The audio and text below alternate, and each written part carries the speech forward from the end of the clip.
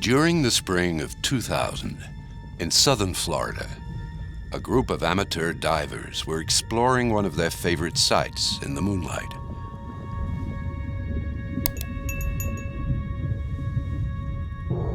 Suddenly, they saw the silhouette of a fish in the beam of light, a fish no one had ever seen in the waters of the Atlantic. This unknown fish wasn't alone. The surprised divers discovered that there were many of them. One of the divers believed these were lionfish, but she wasn't certain. Lionfish come from Asia, and until now, no one had ever spotted any in American waters.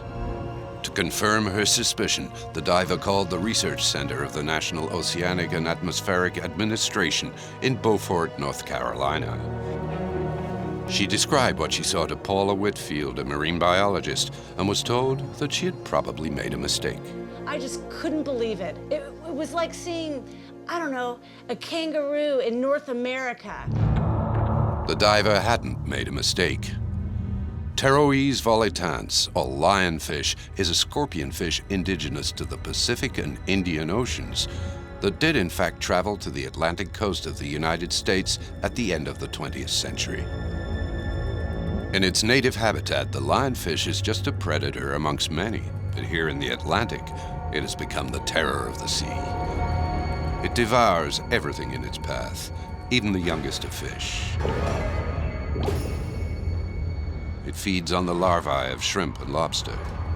In the mangroves or in the reefs, it gobbles up its fellow predators before they're big enough to attack it. Marine life suffers wherever the lionfish flourishes, and the tropical reefs are quickly becoming deserted. In 10 years, the lionfish has conquered a massive territory at a horrifying speed. Scientists call it the worst invader on the planet.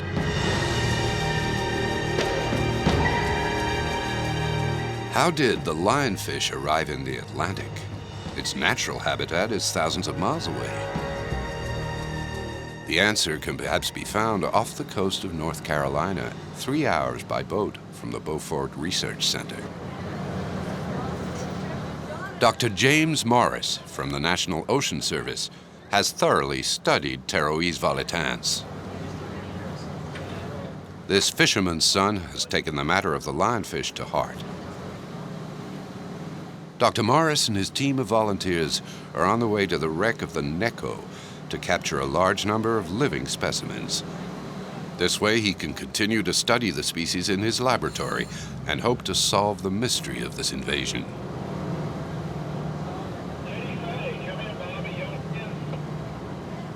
So we're here on a shipwreck diving site here off the coast of North Carolina, and this is a site that we've been collecting a number of lionfish over the years.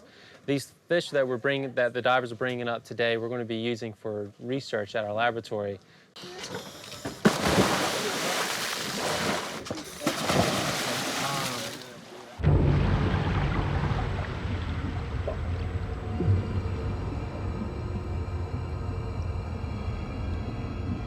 The Neko is a German cargo ship that sank over 100 years ago in the Gulf Stream, the current that forms in the Caribbean Sea and moves up towards the North Atlantic. James Morris's volunteers must be able to handle the strength of the current. In North Carolina, the Gulf Stream is practically an underwater river running along the coast at a speed of 6 to 10 miles per hour. If a diver gets caught in the current, he will miss the wreck and may find himself stranded amongst the bull sharks that circle the zone.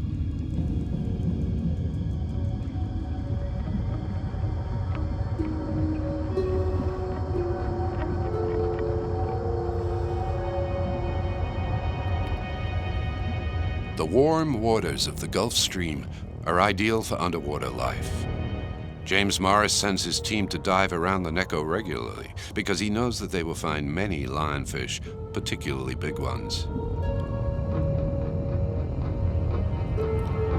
Thanks to the abundant food, many specimens in the area reach the species' maximum size, about 16 inches. But don't be fooled by its size. Pterois volitans is the dominating species around the Neko. With each passing day, it leaves less and less room for its competitors.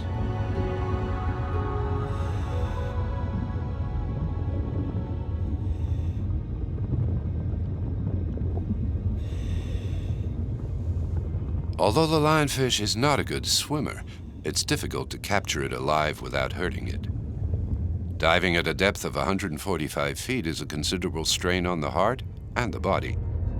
The divers must therefore economize their energy in order to avoid tiring too quickly.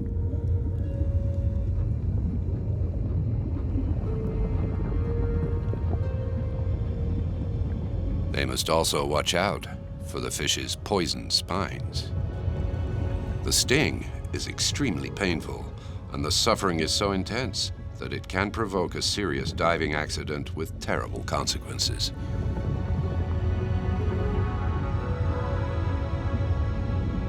The team has captured 30 specimens. This should be enough for the laboratory. It's now time to surface, because at this depth, the oxygen gets used up very quickly. These dives seldom last more than a half hour.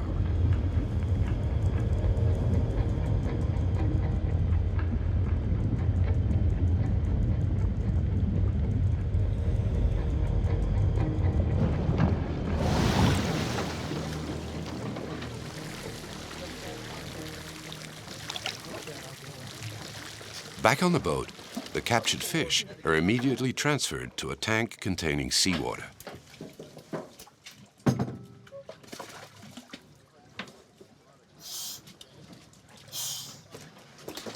That's a good haul, that one. Yeah. Big female here. There's a big difference in pressure between the depths and the surface. The fish haven't had time to decompress, and their bellies are swollen with air.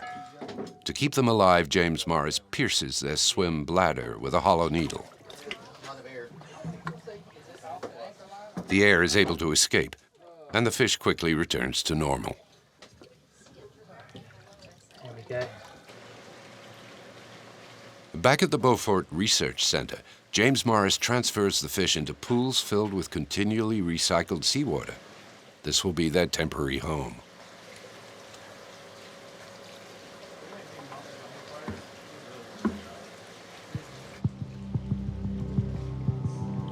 Several of the fish captured at the Neko wreck are dissected the very next day.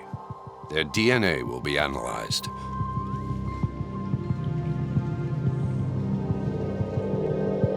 The systematic comparative analysis of the DNA of all the lionfish collected in this region of the Atlantic should lead the research team back to the original strain. They'll then be able to understand how the species arrived here and to locate where the invasion began.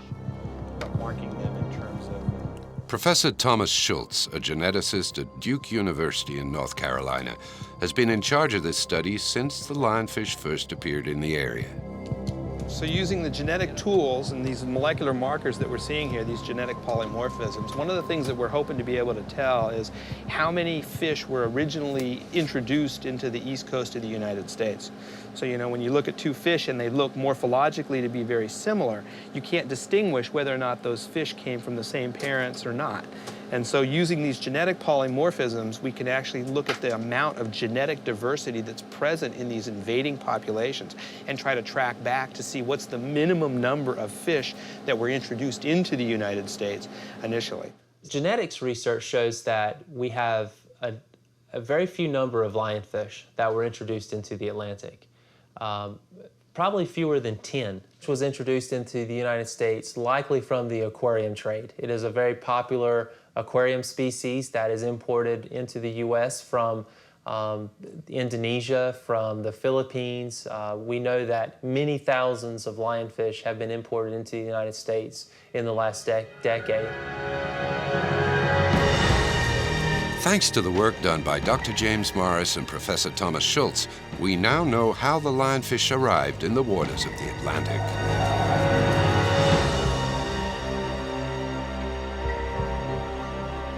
It all began in Florida at the end of the 20th century, during the 80s. In Miami's and Palm Beach's famous luxury seafront apartments, exotic fish aficionados decided that their lionfish didn't really belong in the family aquarium.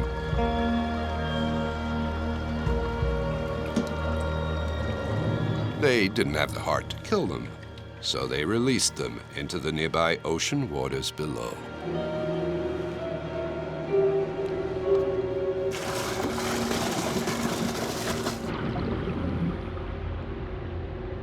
The reason lionfish were introduced is still not clear, and we know that is a bad idea. And there are many outreach campaigns and efforts to try to inform the public about the impacts of releasing your pets into the wild. One might assume that the specimens set free in Florida, so far from their natural habitat, would still stand little chance of surviving. Not only did they survive, but they multiplied at a startling rate and set out to conquer the Western Atlantic simultaneously on two fronts. In the south, near the Gulf of Mexico and the Bahamas. In the north, near Georgia and near southern North Carolina. Once it had conquered the Caribbean and Central America, the lionfish found its way to South America. So there are many different aspects of lionfish life history and their biology and ecology that have really allowed this invasion to progress and for lionfish to become one of the most aggressive invaders on the planet.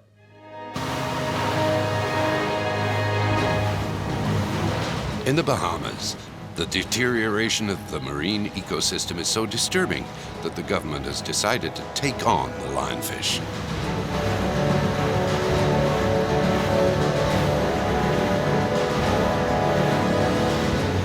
The Marine Resources Services have launched a program to research and combat the lionfish. Nicola Smith, a researcher in marine biology at the University of Nassau, heads this initiative. Either. Nicola, along with her assistant Skylar Miller, chose the island of Eleuthera to the east of the archipelago as the experimentation base. Their mission is to establish a combat protocol. The first phase of the protocol consists of determining to what extent the lionfish has colonized the island's reefs. Nicola and her team have established a study perimeter. From there, square foot by square foot, the team will inventory all the different species of fish in the selected zone.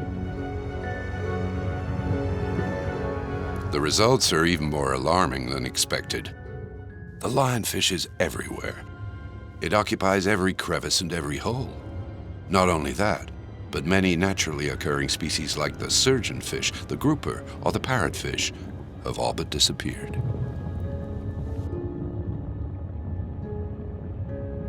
I'm very worried about the future of marine ecosystems in the Bahamas because of the lionfish invasion. Are we going to have reefs dominated by lots of lionfish with very few native species? This can have impacts for commercial fisheries and recreational diving, and of course just the ecology of coral reef fish, where you're going to get dominance by one species. How did the lionfish eliminate all other species so quickly and so completely? Dr. Justin Grubich studies the kinematics of underwater predators. He works on the physical structure of fish and their movements. These factors can then determine their efficiency as predators. Understanding how the lionfish captures its prey will give us insight into the predatory mechanism.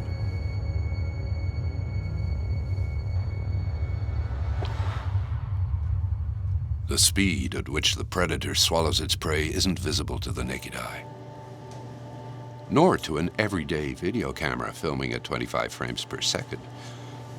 Justin Grubich's research requires special equipment that can only be used in a laboratory setting.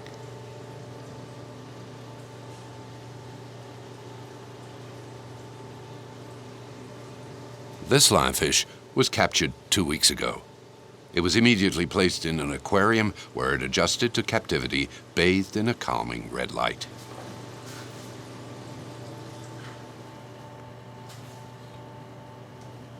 Justin Grubich has been feeding it with tweezers.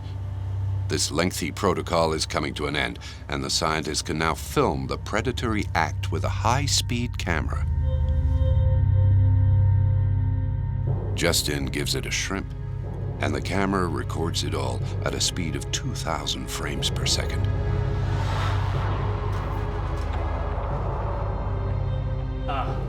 Here we have a fantastic strike of a lionfish. Lionfish are unique among fish predators in that they have incredibly protrusible jaws. They use suction to generate a suction pulse of water that draws the prey into the mouth. The human eye sees at about 30 hertz. That means at about 0.33 milliseconds. And you can see here by this time stamp that this behavior of striking at the prey is occurring in 1/3 of the time that the human eye can perceive. And you'll see here that the jaw actually protrudes over 40% of, almost 40% of its head length. And when it reaches its maximum jaw protrusion, it expands its head from the side, and it what basically like sucking through a straw, it sucks in the prey. Experience tells us that the lionfish achieves complete jaw protrusion in 10 milliseconds and sucks in the shrimp in 14 milliseconds. The predatory act lasts a total of 24 milliseconds. When we think about kinematics of how the jaws in fishes work, you got to keep in mind that the skeleton of a fish, or the skull of a fish rather, the skull of a fish is actually made up of over 20 different bones. So here we have a skeleton made by a colleague of mine, Steve Husky, and you can see how intricately aligned all the different bones are in the head of a lionfish. A digital 3D image reveals the complex movements of the 20 skull bones working together to make the predator's jaw protrude.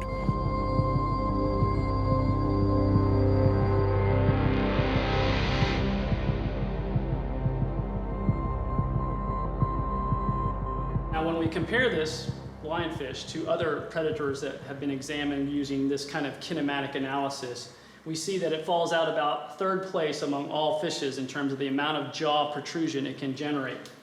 The all-time champion, of course, is Epibulus insidiator, known as the sling jaw wrasse, which is also common in the Red Sea. Here we have a cichlid known as Petinia splendida. It's a South American species that is found in the freshwater Amazon region. And then we have the lionfish.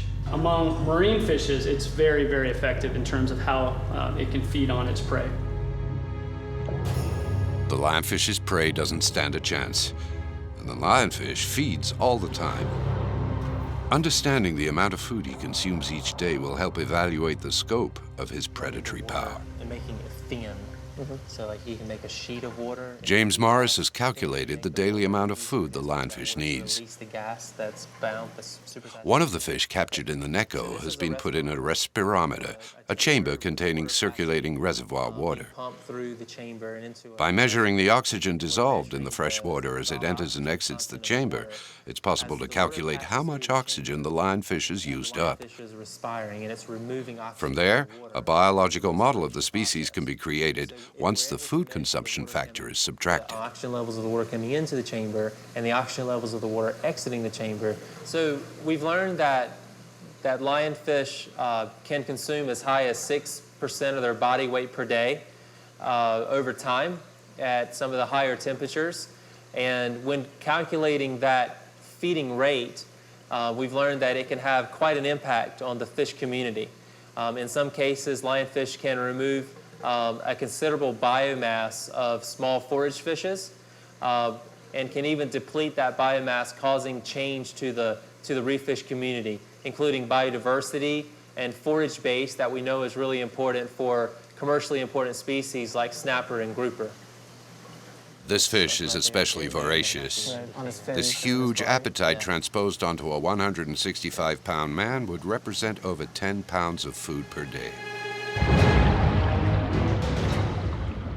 Back in the Bahamas, at the Eleuthera Reef, Nicholas Smith and her team have begun the second phase of their protocol.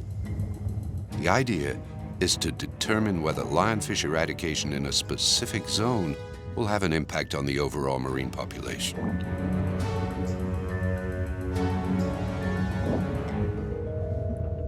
All the lionfish have been mercilessly eliminated. Now the specified observation zone is clean. There isn't one single lionfish in this reference zone. From this moment onwards, the zone is watched closely. Nicola and her team will find out how much time it takes for the colony's population level to return to where it was prior to the cleaning.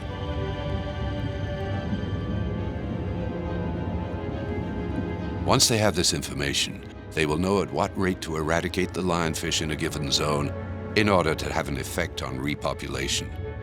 It's all about controlling the invasion.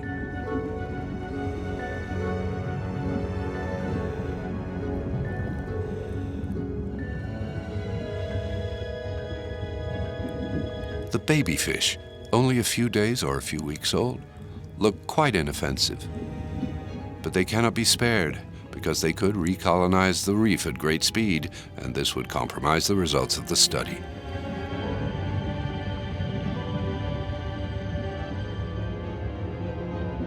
The divers have gone through the reef with a fine-tooth comb to make sure that not a single specimen has been missed.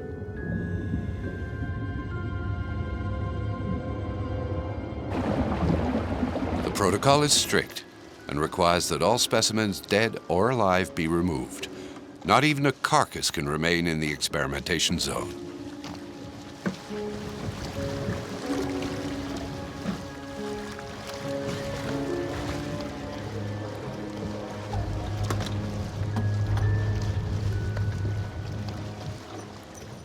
Pretty much it was a good dive, but a lot of lionfish considering we just removed fish from this reef 3 months ago. Okay. Okay, so the gape height and width. Yep. Roger that. Gape height, we got 5 centimeters. Okay. Gape width is 4 centimeters. The dissection will provide unique information on the physiology, biology, and ecology of the living organisms. The fish's weight, its length, the length and height of its mouth will all be entered into the species database. Nicola opens the stomach of the dissected fish. The stomach of a lionfish can dilate up to 30 times its empty volume. This is what provides the fish with such a voracious appetite. This is a crab. Okay. Yep. Yeah. Yep. Okay, so we had a clinging crab, Yep. digestion level 3, and again that volume was That volume is 2 milliliters. 2. Studying the stomach contents makes it possible to follow the dietary evolutions of the lionfish in a given zone and to measure the impact of these changes on the environment. Lionfish have colonized virtually every marine habitat in the Bahamas, from shallow water coral reefs to deep water coral reefs to mangroves to seagrass areas to marinas to sandy beaches around artificial structures. This makes local control efforts very difficult because we have to target not 1 or 2 habitat types, but multiple habitat types over an entire archipelago. The scope of the task seems somewhat overwhelming, but the mission moves forward. At a depth of 100 feet, Skylar and the team have started to clean another reef. The movements of the injured fish have caught the attention of a grouper. The grouper is a common predator in the Atlantic. Like most predators, the grouper is always on the lookout for prey and is not scared off by the presence of divers.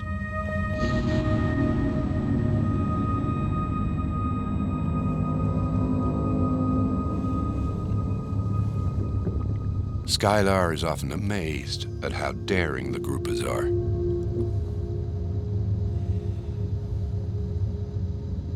To the grouper, the lionfish is a newcomer to Bahamian waters and isn't on his list of usual prey. Observation has shown that only on rare occasions will the grouper eat small or young prey. If the divers hadn't wounded this adult lionfish, the grouper probably wouldn't have shown an interest.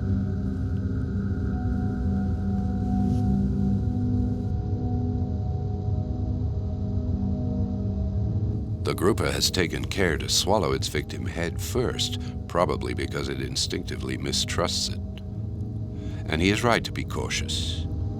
Underneath the lionfish's pretty bands lie its poisonous spines. Accidental contact with these spines would be painful and perhaps even dangerous. Skylar Miller tirelessly repeats these words of caution to Bahamian students who run the risk of facing these poisonous spines whenever they swim. Near beaches? Warm areas? Everywhere. Yeah, we have them everywhere in all sorts of habitats. All on the dorsal side here. And how many dorsal spines do you think that lionfish has? Anybody know? So there are 13 spines on the dorsal fin of this species of lionfish, okay? Remember how Nicola said there are many different species of lionfish? But the one that we find here in the Bahamas has 13 dorsal spines, and these are each independent. They can move around. And as you can see, this skin, right, slides down very easily away from the spine. Okay, so this means that the tissue, the venomous tissue, is actually contained within this, all right? So if I touch it, it's okay.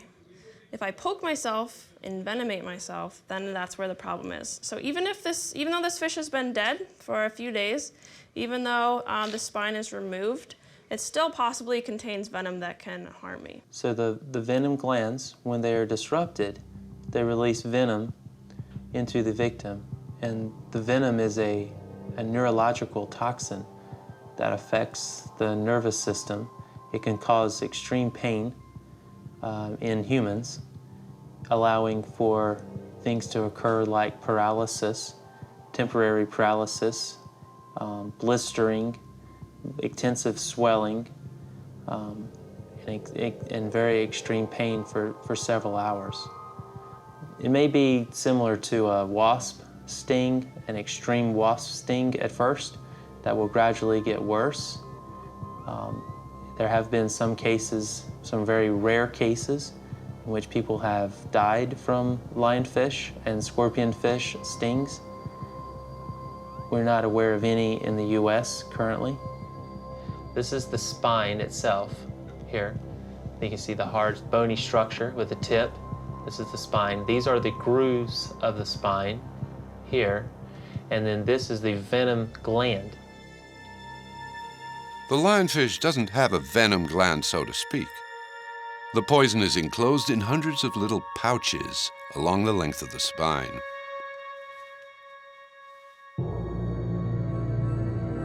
When the spine enters the victim's flesh, the skin tears, the pouches burst, and the poison is absorbed by capillary action. The lionfish has 13 poisonous spines on its dorsal fin, 3 on the anal fin, and 1 on each of the 2 pelvic fins, a total of 18 spines, defending it from predators on all sides.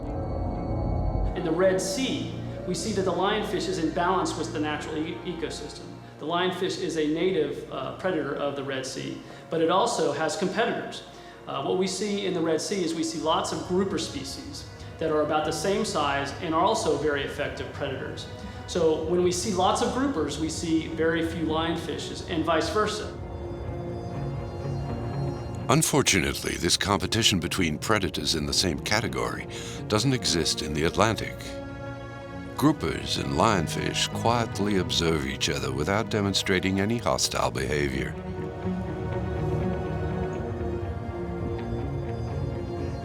In the ocean of the Southeast and tropical Caribbean Sea, there are really no natural predators that have been documented to actually be preying upon lionfish at a rate that can control their local densities.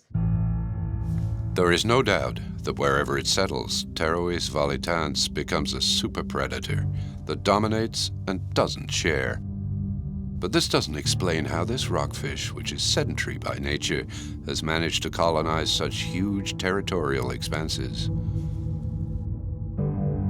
Nature has made it easy for the lionfish to spread and disperse, thanks to its method of reproduction.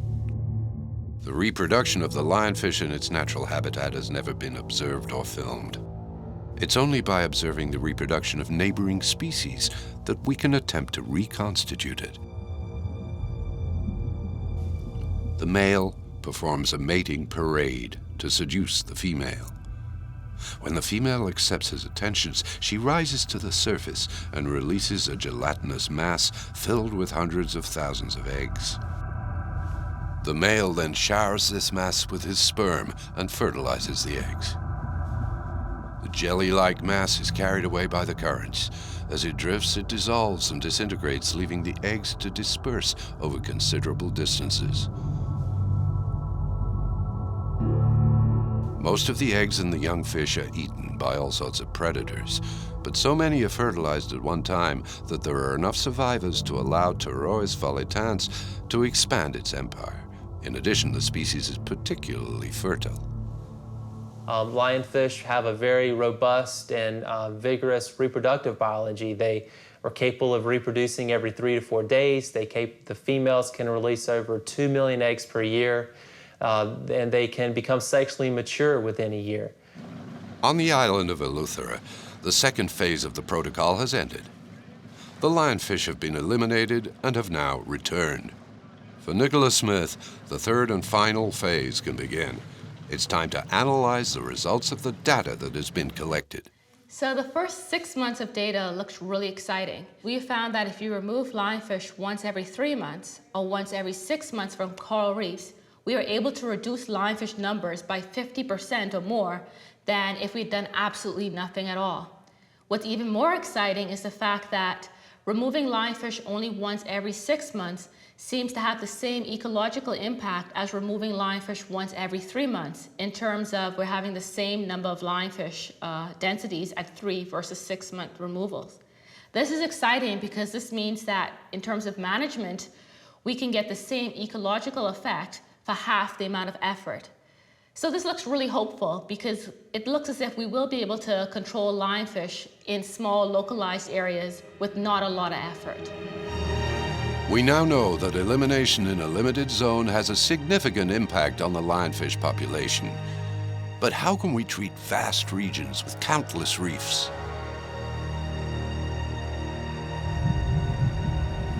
The Bahamian government is counting on the local fishers. An educational campaign has been launched in an effort to convince them to overcome their prejudice against the lionfish. They were hesitant at first, but they have begun to change their minds. Bahamians, natives get into eating them. Some natives get into eating them. And before, when they came first, everybody thought that the meat was poison, because they understood that the lionfish had a poisonous venom. But people are now growing out of that fear and beginning to eat the meat. Relying on the small-scale fishermen may seem pointless, but the local fishermen are highly active and many. They know all the reefs by heart. But their role can only be a limited one. Most of them can't dive deeper than 65 feet below the surface. That's not deep enough for this fish, for we still don't know at what depths it can live in its new home. Wait till you start suiting up and... Didier Noirot is a top-notch professional diver.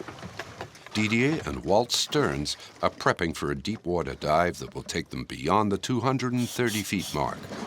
Will they find lionfish at such depths?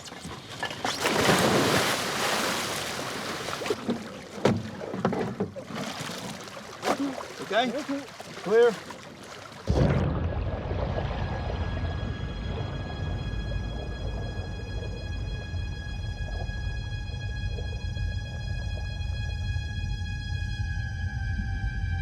The divers must use a very complex system known as the recycler in order to descend to such depths.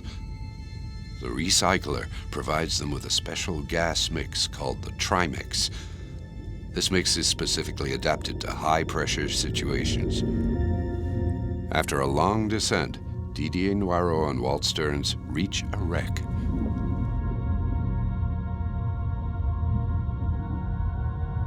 The area seems at first to be free of lionfish. Is Pterois volitans not able to withstand such depths?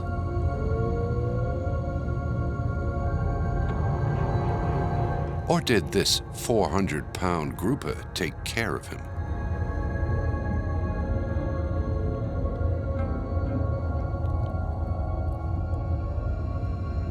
The suspense doesn't last for long. Lionfish are indeed here.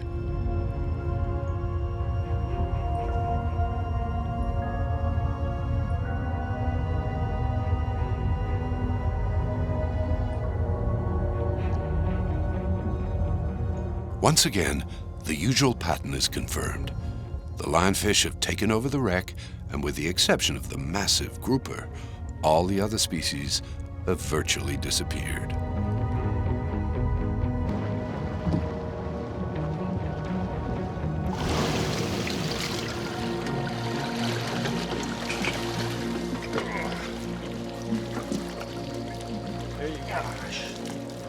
Right here. We went down to 265 feet, and there were still lionfish. Nothing seems to stop them. We continued further down, even further, and we saw as many as we had further up, in the 65 to 100 feet range near the reefs. Here we are at a very deep wreck, and there are still lionfish. Still lionfish down there. Oh, they're not going to go away.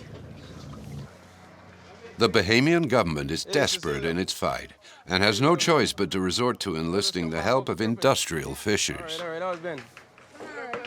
Frederick Arnett from the Ministry of Agriculture and Fishing is going from boat to boat to encourage the fishing bosses to capture lionfish. All right. Yeah, we saw plenty of it. All right, because you know there's a big problem since there's invasive species. Yeah, so. What they're doing now, they're killing out all the fish. Yeah, man. Yeah. In 2009, we decided to do something about it. We developed the National Lionfish Response Plan. The plan serves to maintain marine ecosystems, as well as to control lionfish populations and amend fisheries regulations. The lionfish problem is such a huge problem that one study actually shows that it has reduced prey species down to about 65%. So what are we going to do about it? We're going to eat them to beat them.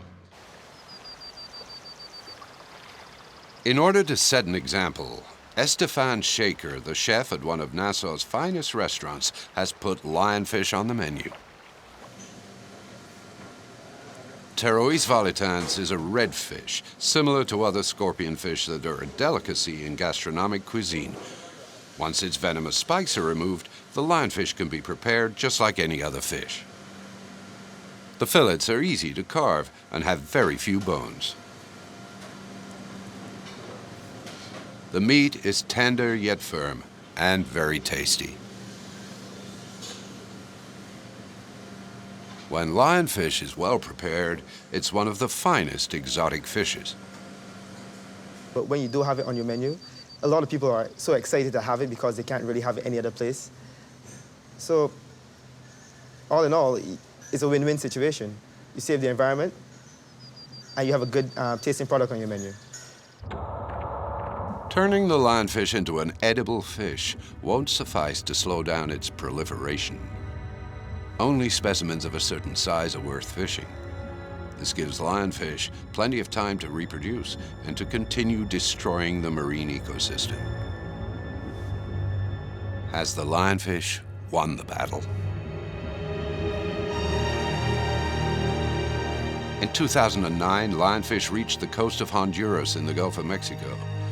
In 3 years, they colonized the seabed, and more specifically, the marine park on the island of Roatan. The Honduran authorities, aware of the drastic state of affairs in the Bahamas, reacted immediately. That's what I'm talking about.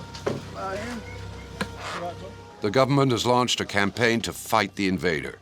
Harpoons have been distributed to local populations, and underwater hunting competitions are organized all year long. Thousands of lionfish are regularly eliminated thanks to this initiative.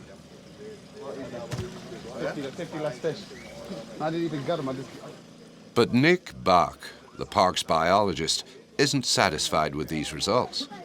Some other additional method needs to be found.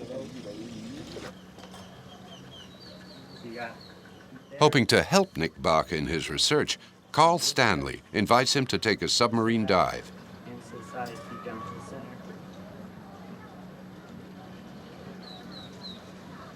The best way to fight the enemy is to observe it tirelessly and learn more about it every day. This military-style motto is perfectly suited to the war against Pterois volitans waged by these biologists.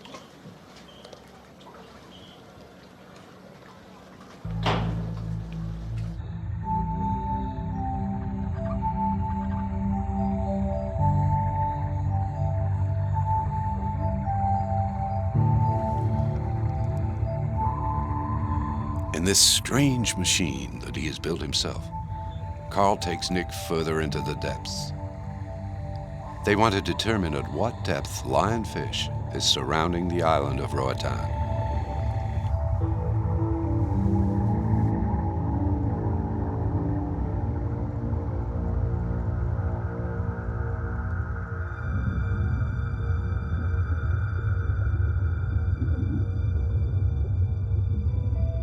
As they descend, the daylight is slowly absorbed by the darkness of the water. At 250 feet, everything has turned gray. At 500, they're in pitch darkness. They continue their descent down to 600 feet, which is their goal depth. Nick is very focused. He has never been down this far before. You should try to get this. I think he might get a fish here. You might get a fish here. He's pinned them all up against the side. Yeah. Oh, there's a big one by that coral. Oh yeah, there it is.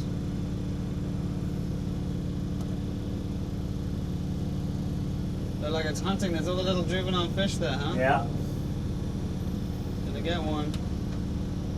That's a big one. It sees the one it wants. Look at it. That's a good sized fish. Oh.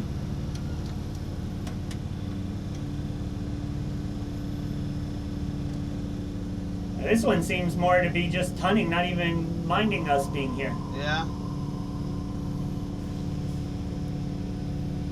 The many hours of observation have convinced Nick that in order to fight Pterois volitans, they must join forces with a natural predator. Here's a big specimen. A nice lionfish here. It's all on its own. You might notice there's not really any fish around it.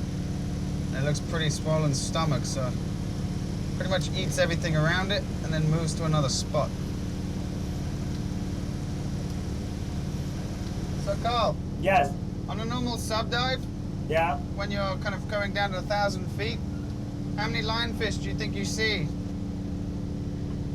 On a 1,000-foot dive, maybe 10, but you see them. I've seen them as deep as 800 feet, but mostly you see them the most between 200 and 400 feet. Okay, so they even go down to 800 feet, but most of them are around 200-300 feet. 200 to 400. So finding one here at 500 feet isn't abnormal, but they're mostly abundant higher up. Yeah, if we drive along at 300 feet, we'll see just constantly. Are we heading up or what? I'm gonna look at it. If this natural predator is to be effective, it must be capable of eating adult lionfish that swim at various depths. Here in the Atlantic, there's only one marine animal that fits the bill: the shark. Giacomo Pallavincini, a researcher and the founder of Roatan's Shark Legacy Project, has convinced Nick Buck that the shark could be the ally everyone is hoping for.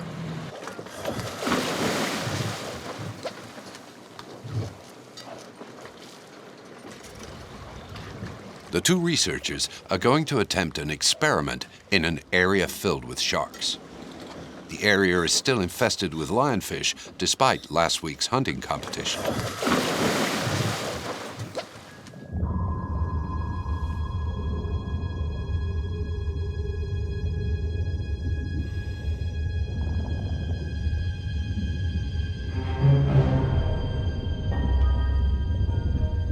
The Caribbean shark can measure up to 10 feet and is the largest predator in the Roatan Reef.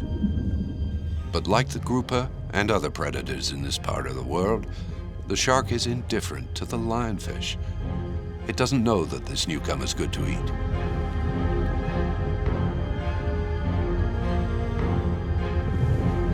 The fact that sharks are not naturally attracted to lionfish is not a problem for Giacomo. Thanks to Samuel Gruber's work in Florida in the 70s, we know that sharks can be taught.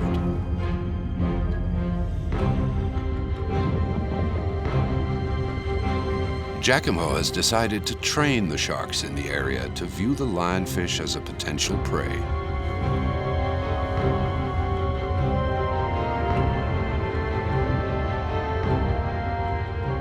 The shark doesn't appear to be intimidated by the lionfish's spines. The experiment seems conclusive, but many scientists are opposed to this approach.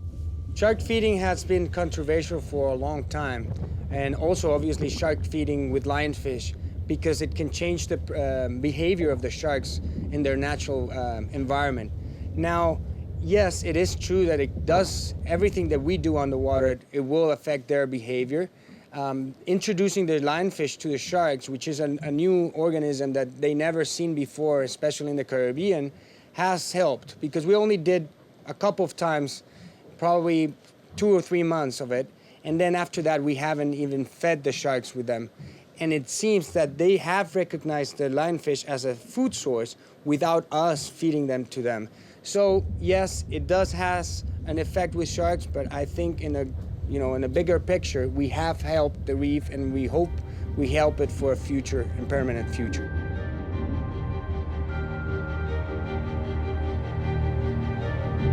Even if Giacomo Palavancini is right, which remains to be seen, sharks will only be able to act at best as regulators. Will we ever be able to stop the spread of the lionfish? I would say that I am not optimistic about the future of lionfish. I see the lionfish invasion progressing, continuing to expand in both its distribution. We now have lionfish in the southeastern Caribbean. We will likely see them continue to invade along the coast of South America, perhaps as far south as the northern coast of Argentina. How far will the lionfish extend its empire?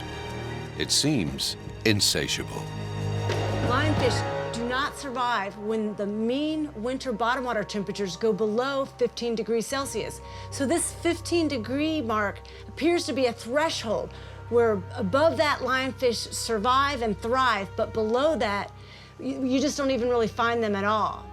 But their likely distribution is probably going to extend all the way from Cape Hatteras, North Carolina in the north, all the way south to the northern coast of Argentina. Or we're not thinking that it's likely that lionfish will disperse through the Panama Canal, probably for a couple of reasons. The water's kind of cold in the Pacific, so there's a big temperature difference between the Pacific and the Atlantic, as well as there being freshwater lakes that could also be a barrier to dispersal. However, we really don't know for sure whether they can disperse through the Panama Canal. No one knows if the lionfish will be able to cross the barrier of the Panama Canal. But if it does, this merciless predator, moving unhindered at the speed of the underwater currents, will pursue its conquest of the West.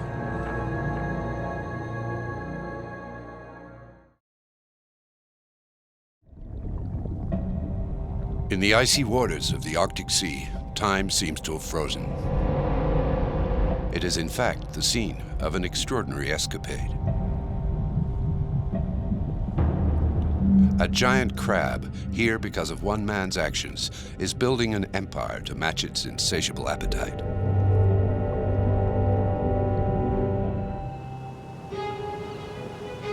King crabs were not originally found on the European coast.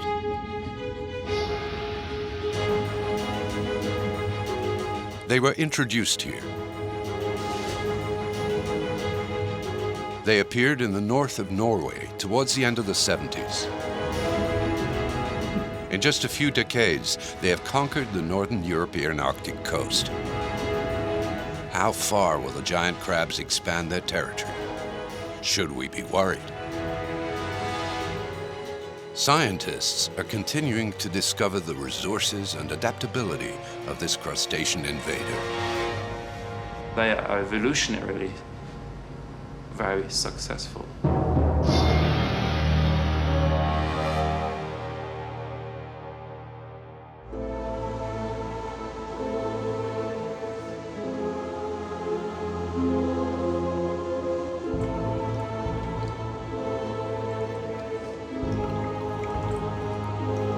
Their leg span can reach up to 180 centimeters, and they can weigh up to 10 kilograms. The king crab is one of the largest shellfish in the underwater world. They are also called red king crabs.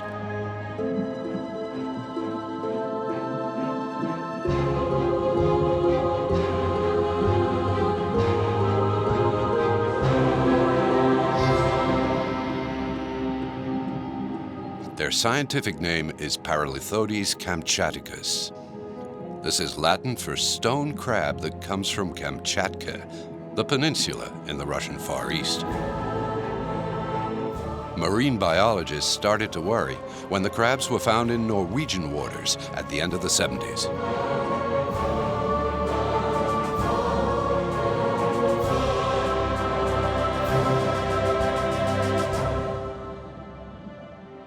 I remember one time I was diving and I saw a king crab that was eating bivalve, and I got closer to the crab, and suddenly it just raises up on the back legs and having the claws right in the up in the water, and I was so scared.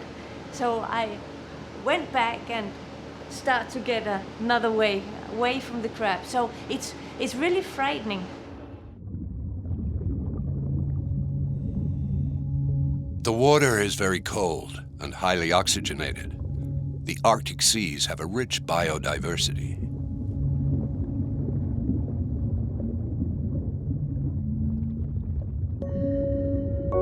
Over 4,000 species have been discovered in the Barents Sea, more than in any other of the Arctic seas. This inventory is far from complete.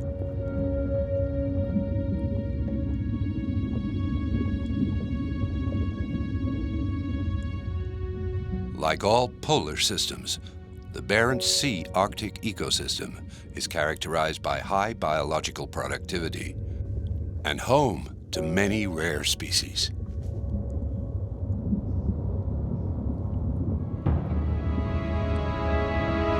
The ecosystem is very rich, but also very fragile, and not strong enough to withstand a predator as powerful as the giant crab.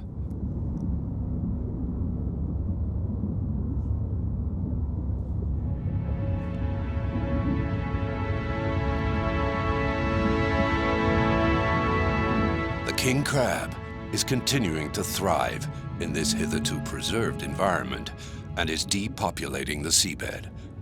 This is resulting in a change in the balance of the species.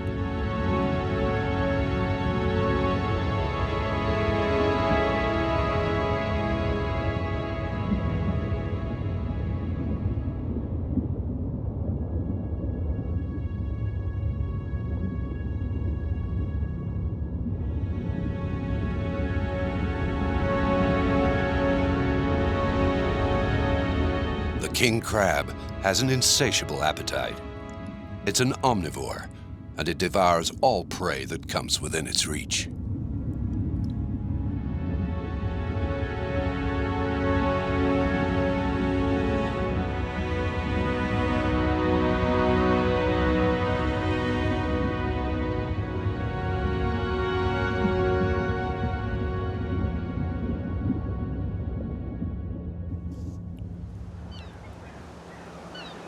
Bugnes Port has 200 inhabitants. It is 500 kilometers north of the Arctic Circle and is dependent on its cod and salmon trade. It's one of the first villages in Norway where the king crabs appeared.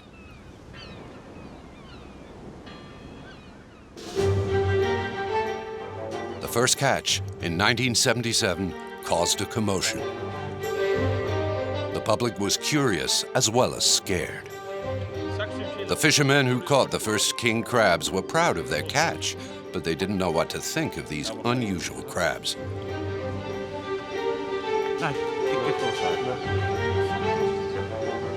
Ja, How did the crabs come to Norway? At the beginning of the last century, they were only found in the North Pacific. Americans, Japanese, and Russians fished and sold king crabs. King crab sells for a good price, and the export trade is successful.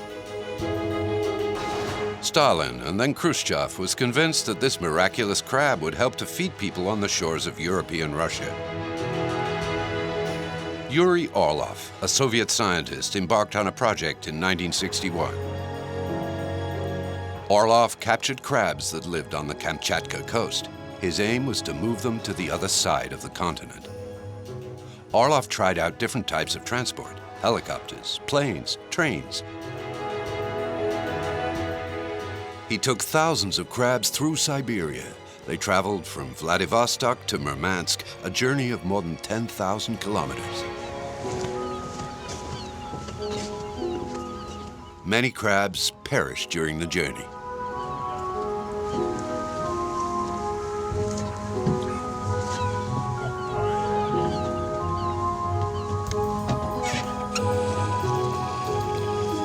Orlov didn't give up until he had achieved what he had set out to do. In the late 60s, a selection of fertilized females arrived safely at their destination.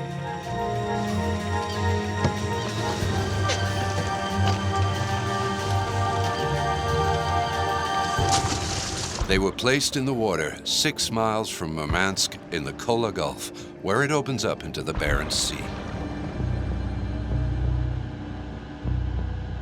The king crabs multiplied quickly. By the end of the 70s, they had colonized the Russian waters and moved into Norway. They followed the northern coast of Scandinavia and descended towards the south. In 2009, a king crab was caught in Bergen.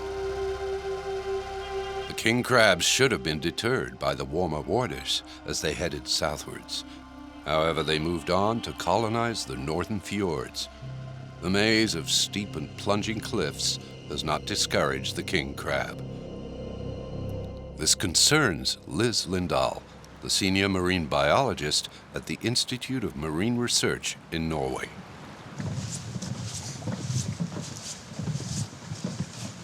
So I was here also for several years ago, before the king crab came into the inner parts of the fjord. So this is the reference point. And as you have told me, now the king crab has come. And we need to look how it looked like now. And we compare it to what it was before. Yes. Step in here. So, now we are approximately here. So this is the places where we are a bit afraid that there might be too much king crab, and that had maybe a very big impact on the Arctic fauna. Yeah, because this is fauna here is the same as you find in the Spitsbergen area. Yeah, and all the way up in the Barents And Sea. if it's removed from here, we don't know where it can be replaced from. It is still unknown whether the king crab has fully colonized the Porsanger fjord, or if some areas remain unaffected. Crabs move quickly and are difficult to locate. So how deep is it here? We are approaching now this location where we expect to find some crabs, and here's probably some small fishes. You can't detect them using a sonar device. The only way to know where they are is to dive in and look for indications. I would like to see on the bottom animals if we find any fingerprints from the king crab. Yes. So if there are any bivalves that is crushed, Yes. or any sea stars that are missing arms, Yes. that's what I want to look for. Okay.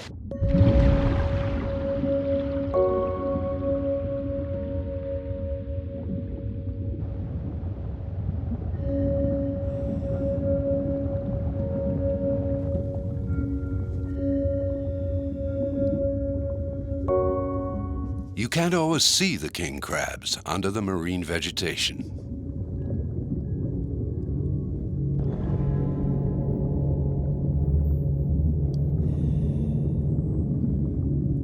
There are definitely king crabs in the Porsanger fjord, but it's difficult to say how many exactly. So the divers collect traces of their eating to establish the density of their colony.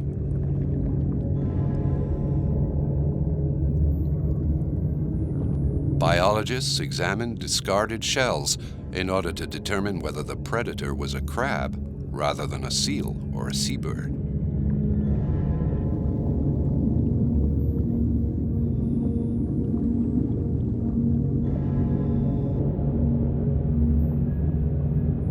In certain places, the seabed is covered with shell remains.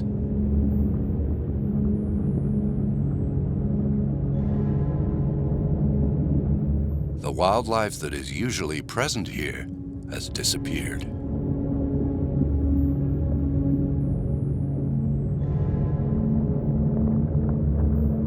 The crabs roam the almost deserted seabed in search of any remaining prey.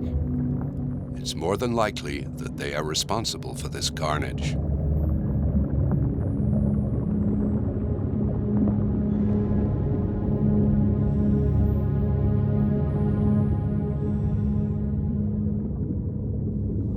This is a standard-size male king crab.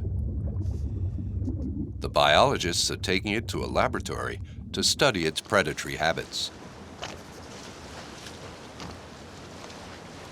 Lise's fears have been realized.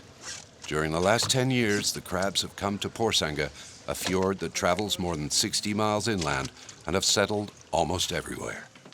The next step is to evaluate the impact of the king crab on marine life.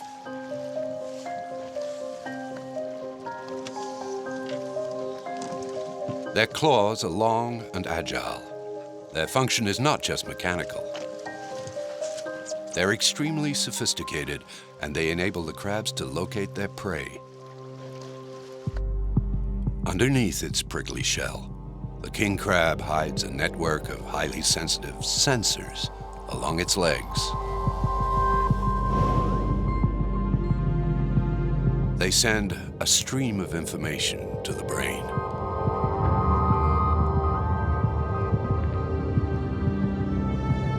Touch-sensitive hair is located on the ends of its claws and can detect shells that are buried in the sand.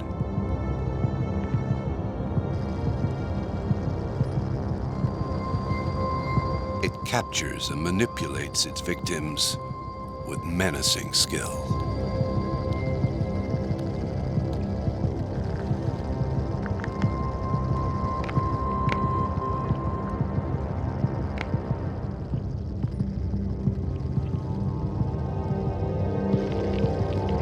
It has small, agile fingers on the side of its mouths. It is covered with tactile hairs that determine the taste and suitability of its prey. If it's okay to eat, the crab moves the food towards its mouth. The crab uses its mandible to crack the shell into pieces and tear the flesh apart before swallowing it.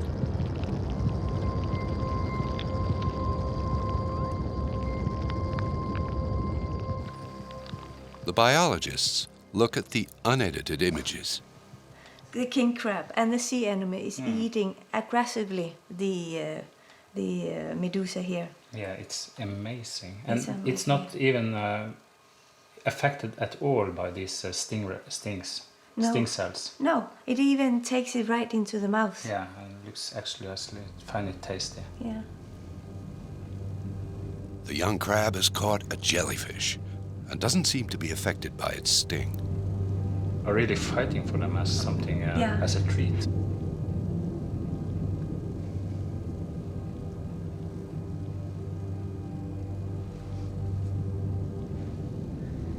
That's it seems amazing. like the king crab is winning. He can even taking out of the sea animals. Dragging it out of the mouth, yeah. So it's a really aggressive predator. It's really competitive in this new habitat. Yes. So they get easily through their defense mechanisms. So through thousands of years, these species have adapted to their environment, but suddenly a new invasive is coming in, and they are harmless. They cannot protect themselves for this kind of predation.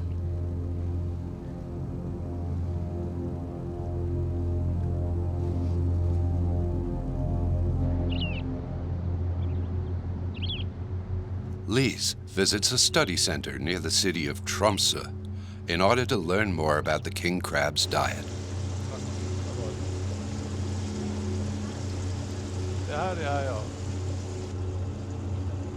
She is attempting to measure the amount of food that each crab consumes on a daily basis in order to estimate the damage that a crab colony can cause in a fjord.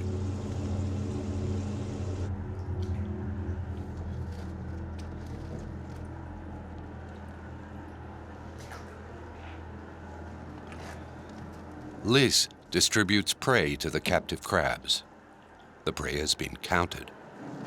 This investigation is very important because we need to know what it is eating, what size of prey it is eating, and also how fast it is eating.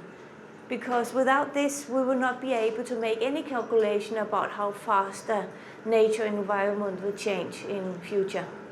So this is a very important experiment.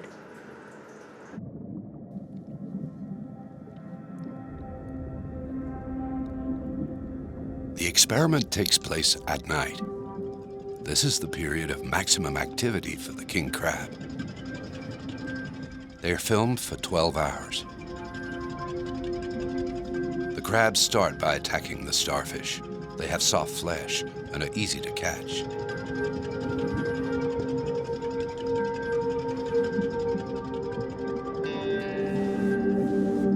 They then start devouring the sea urchins.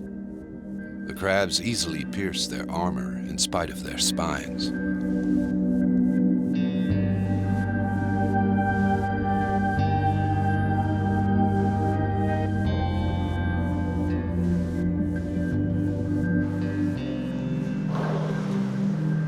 Now I am curious what has happened during the night.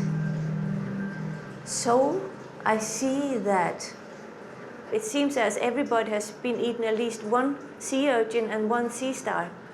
And extrapolating this to the nature, we will see that for each king crab per day they will remove prey or two prey. So that will make a difference if the population of king crab becomes big enough. By eliminating certain prey, such as the starfish, and by sparing the larger prey, such as the bivalves, the king crabs have created an imbalance in the ecosystem and consequently have caused a loss of biodiversity. The king crab does not only use its claws to search for food. It also has remote sensors that allow it to locate prey that is out of sight.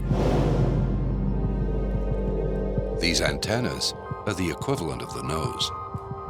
They constantly sweep the area and search for prey. They have ultra-sensitive sensors that are able to detect more than 400 different molecular odors.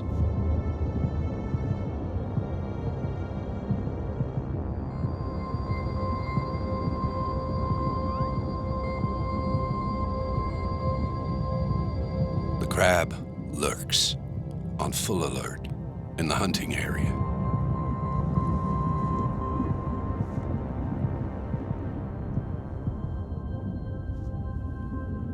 It has detected prey using its antennae. It comes across a sea urchin.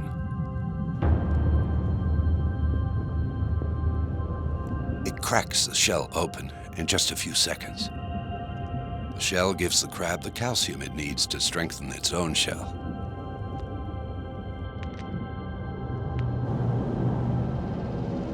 The sudden arrival of this insatiable predator in the hitherto untouched fjords has endangered the entire food chain.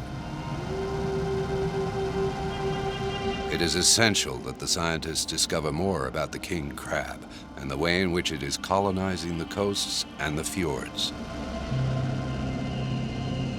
Jan Sundet, a biologist at the Institute of Marine Research in Norway, is studying their movement.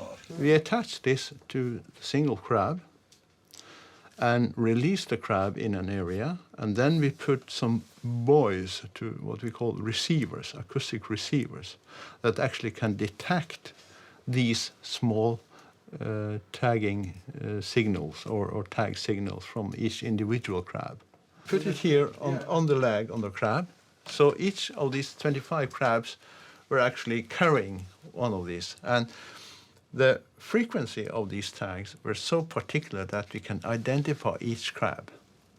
So we can say crab number 14 went from there to there, and so on.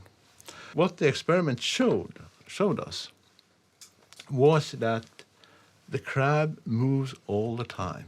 It doesn't sit still at any time. It's continuously moving. The king crab is always on the move. It is continually exploring new areas. It surmounts obstacles with ease.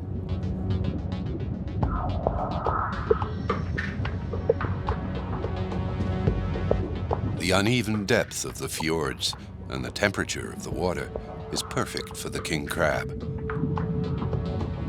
Some of them settle permanently in the fjords. Their sedentary presence leaves little chance for marine life to regenerate.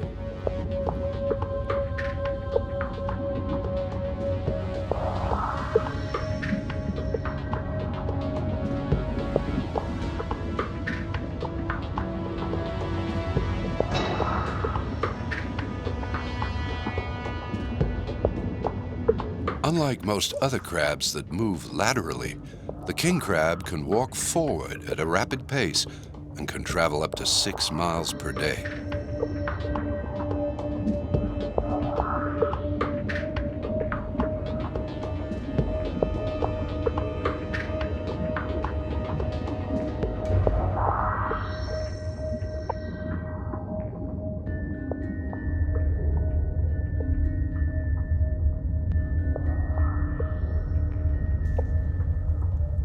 By tracking crabs that have been equipped with tags, scientists discovered that they could move into the deeper fjords, some more than 200 fathoms deep. This is surprising given that the seabed is empty at such depths, at least in appearance. There is an abundance of wildlife in the mud that is produced by the decomposition of surface organisms. The king crabs are aware of these hidden resources. They burrow their long fingers into the sludge and devour everything they find.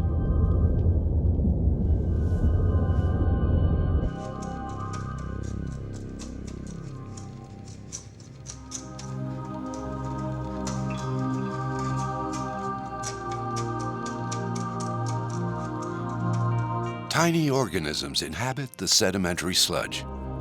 The king crabs like to consume them. Since the creatures are small, the crabs need to excavate large areas to consume large amounts.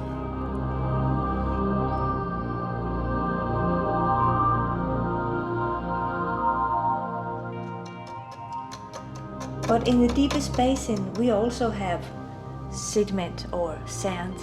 And inside that, we have a lot of worms, bivalves, and tiny small crustaceans. So they also have a much higher regeneration time or productivity than if we compare this biomass with the sea stars and sea urchins and big prawns that we find in the Arctic basins.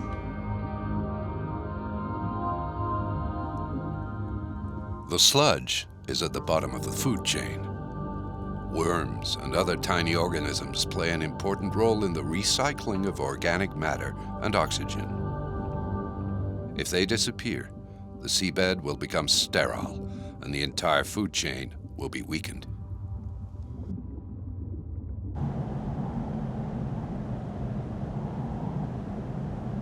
The biologists fear that crabs will reach particularly fragile areas that are home to rare marine organisms and relics of the last ice age.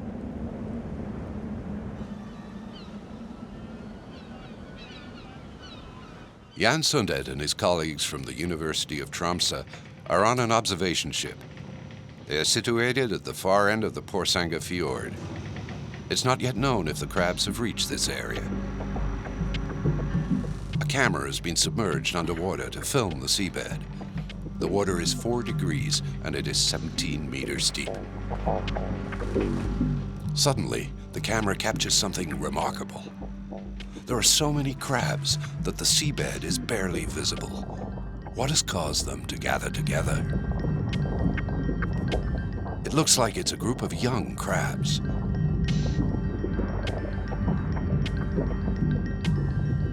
Scientists believe that the young crabs form large and compact groups in order to deter predators. These group formations could also be a phase of socialization. Jan takes a closer look and discovers something else. The group leaves behind countless empty shells. They have shed their external skeletons that have become too small for them during a period of growth. A steroid hormone secretion causes the obsolete shell to crack open. The new shell is still soft.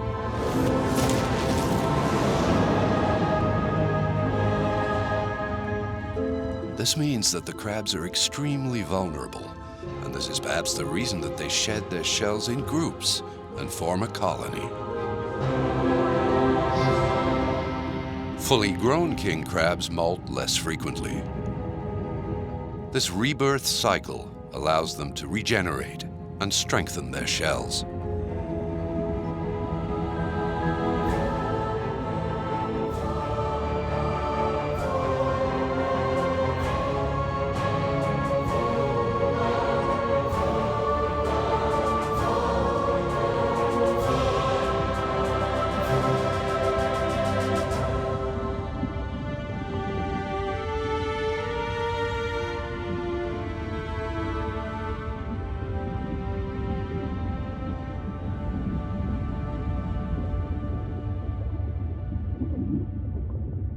The number of predators of the king crabs decreases once they are fully grown, because their shells have become strong enough to protect against attacks.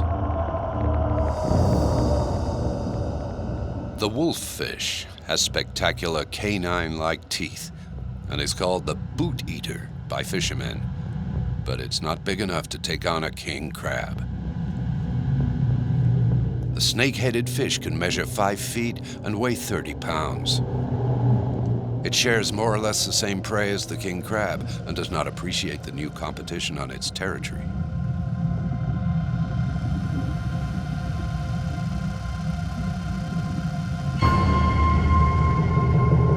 This king crab has seen its rival and shows its white undershell in an attempt to intimidate it.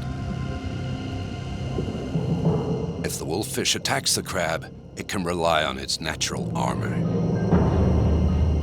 The crab's shell withstands its opponent's teeth, even if it loses a leg or two. The wound is immediately covered with a protective membrane that prevents it from bleeding.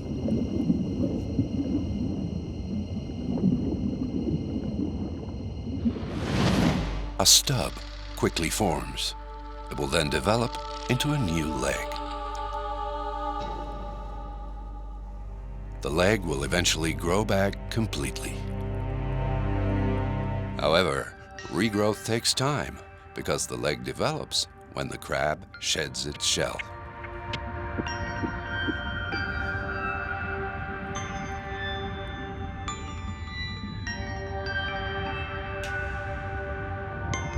Many of the king crabs are lame, but they still survive. They show extraordinary resilience. This remarkable resistance is also combined with a tremendous capacity for reproduction. Scientists have studied their reproduction habits in depth.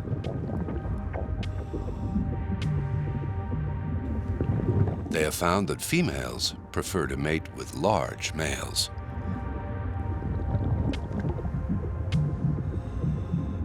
The life expectancy of the king crab is 20 to 30 years. They become adults when they are between 4 and 7 years old. Biologists examine the proportion of large males and females of reproductive age in order to predict the growth of a colony. The breeding season begins in spring. It is an essential stage in the life cycle of a king crab. Females emit pheromones that attract males, who in turn respond to this mating call. The male takes hold of the female and carries her.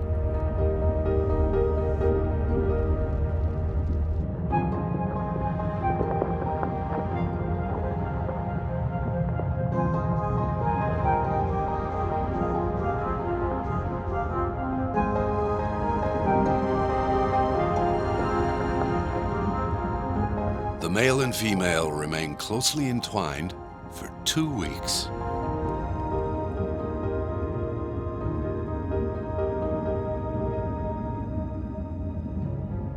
Neither of them feed until the female is ready to be fertilized.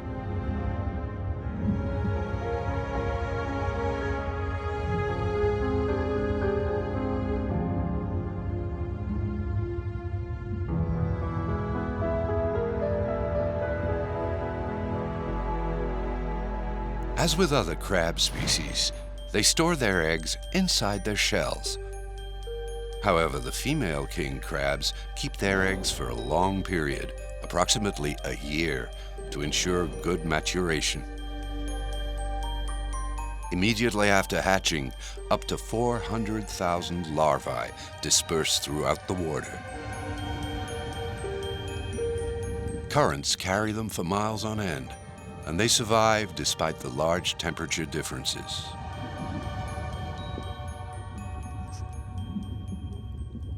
It is springtime. The larvae take advantage of plankton bloom to feed and start their growth. They move slowly and have to hide from the countless predators that are ready to pounce on them.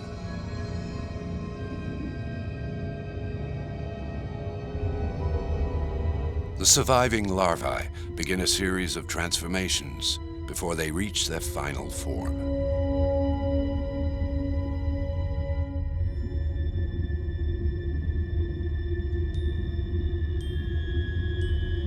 The larvae become small crabs.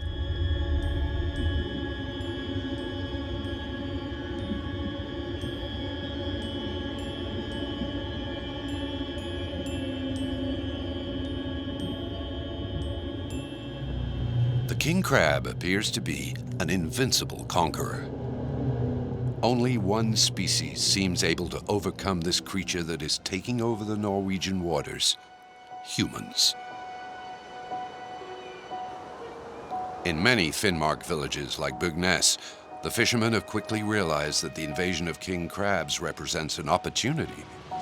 Begin like a problem, because the king crab first species, when they came, they went into the cod nets and disturbed the fishing of cod.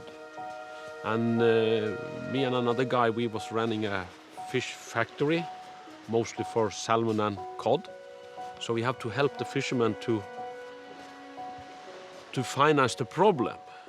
But then when we saw the king crab, more and more came in the nets, we also saw, of course, that this is can be exclusive meat. Some years ago, I took the value of king crab, the landings from the fishermen. It was 100 million Norwegian kroner, and 60% of those was created in small villages like Bugnes, with 200 people or more or less. So king crab is a blessing to small places that have not so many options regarding creating working places and industry. The Norwegian fishermen have started crab fishing, but unlike in Kamchatka and Alaska in the 20th century, they have not built factory ships.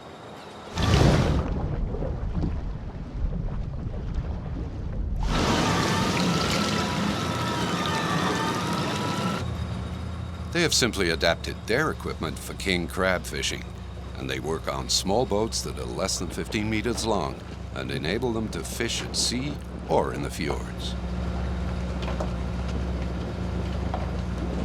The first time we fishing was in 1993. Then we begin. And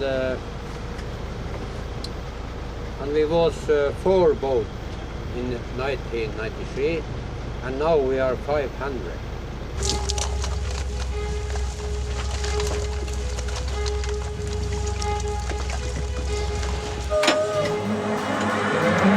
The Ministry of Fisheries has imposed fishing limits.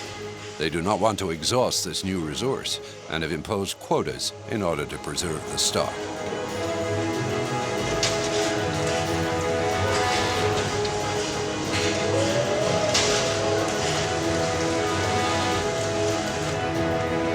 In a way, the fishermen have become allies to the crab invaders.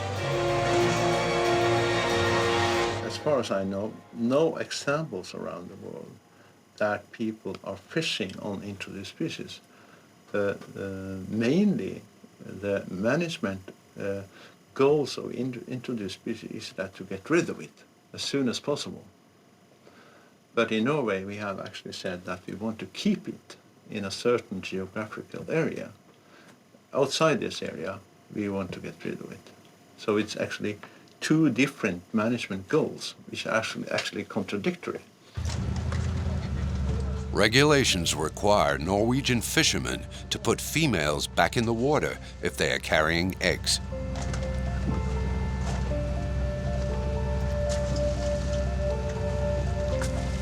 In the end, public opinion in Norway is divided. Biodiversity experts want to eliminate the crabs, whilst fishermen want to keep them in the area. The Norwegian fishermen are prolonging the idea the Russians had of using nature for their own economic gain. They're not the only ones. In the North Pacific, in the region where the king crab originates from, people are pursuing the same goals. The crab population here in Alaska has drastically declined since the 80s, when it became a victim of overfishing.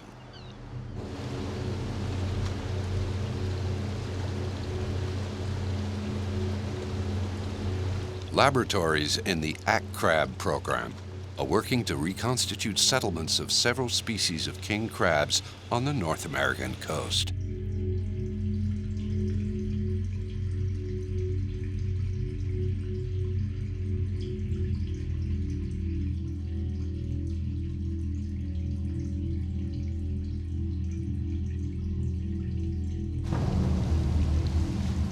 Scientists hope that their studies will enable commercial fishing to resume.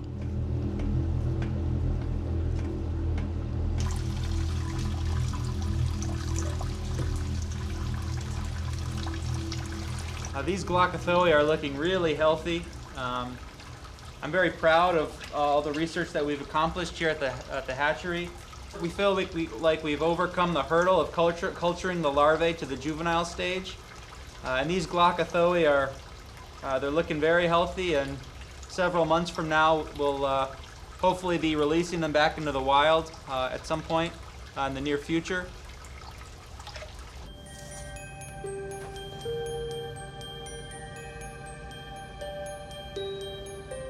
The idea with this stock enhancement project is that we would be culturing the juvenile to increase natural survival of the larvae to overcome some of these population bottlenecks at the early life history stages. And so sort of man interfering and improving that population bottleneck is sort of a strategy to try to get some of these depressed populations to increase in numbers.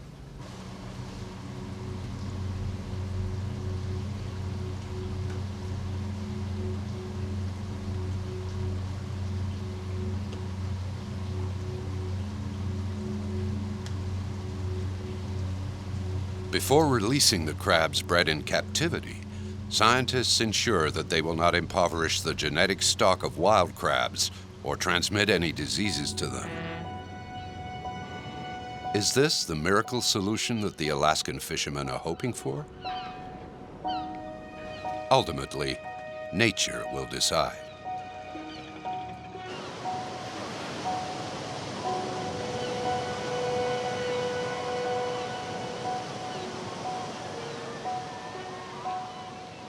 Yeah, I look out at the ocean and I think it might be nice to release crabs into Resurrection Bay someday. I can imagine them released into the ocean and spreading out and really thriving here.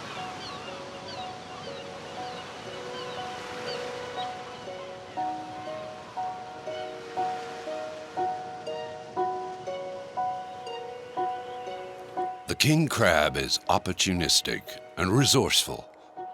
Its reign is far from over, and its many skills are yet to be revealed.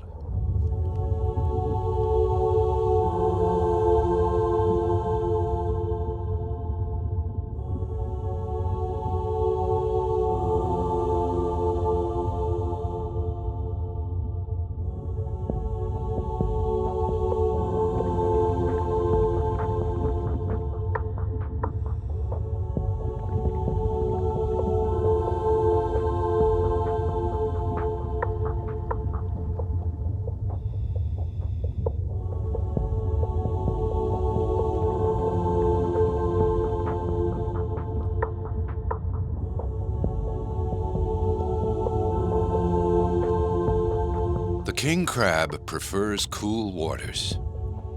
Scientists are hoping to anticipate its future distribution by studying its ability to withstand higher temperatures out of the Arctic seas or due to global warming.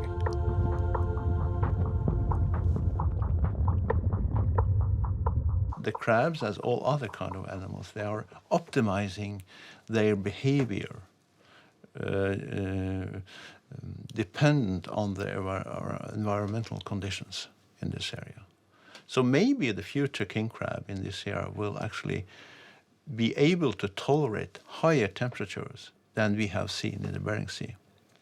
For instance, we have done some study on the larvae, and we have got some surprising results showing that the larvae are able to survive much higher temperatures than we expected regarding the studies that has been carried out in the Bering Sea. Maybe temperature up to 18-20 degrees, and which is much, much higher than we expected.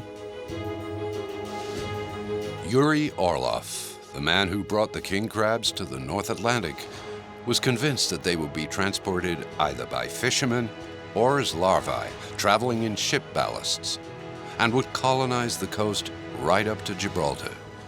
This would mean that they are able to travel through the warmest waters in Europe, like here in the English Channel. This might not be possible. The temperatures here in early June do already exceed 13 degrees water temperature, which is the maximum king crab species, or at least some of them, can survive. We may find them up in Scotland, and they are obviously species along Norway, but in the light of global warming, it is even more unlikely that they spread further south. Here we have a marvelous specimen. The king crab, therefore, has a higher chance of survival and expansion in the polar regions. It's possible that they could cross the deep ocean waters that separate two continental fringes. What depths can a king crab survive in? This is what Sven wants to find out. The crab is placed in a pressurized chamber. A probe is used to measure its heartbeat. Its cardiac rhythm indicates its resistance.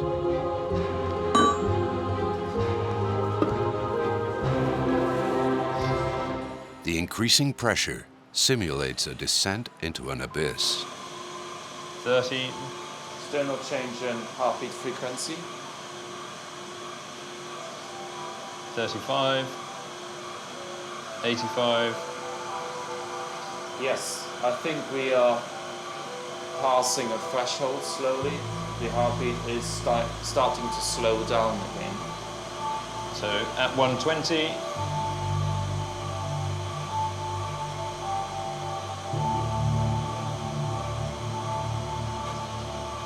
Which is equivalent of 1,200 meters water depth. It's pretty significant.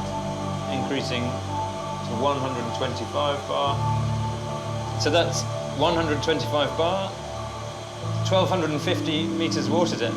Do you think this crab can survive any more pressure? I really think we should stop now because the respiration rate is going down. Okay, we reduce pressure.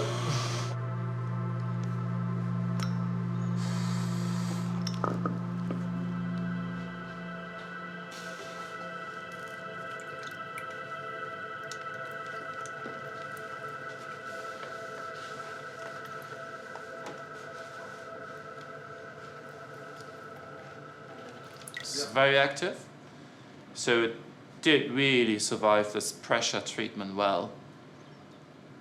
No damages. This is a very shallow water king crab, and it would probably do well up to 1,000 meters water depth. So this would not enable it to cross the deep ocean abyss, but it could move along ocean ridges, which are often considered to be highways through the deep sea or the outer continental margins. They know how to survive. They have colonized the oceans globally where they're cold enough. So they are evolutionarily very successful.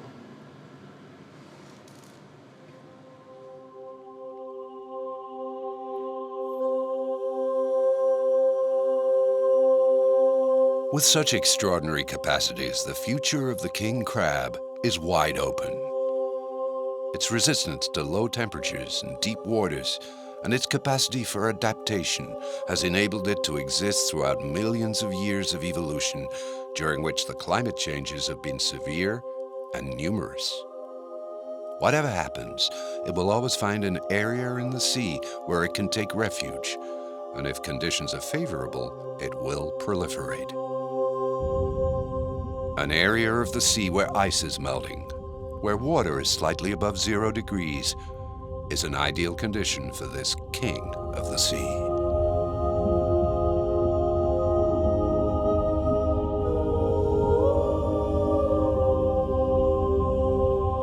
The future of the king crab continues to be determined by humans, but we by no means control its evolution.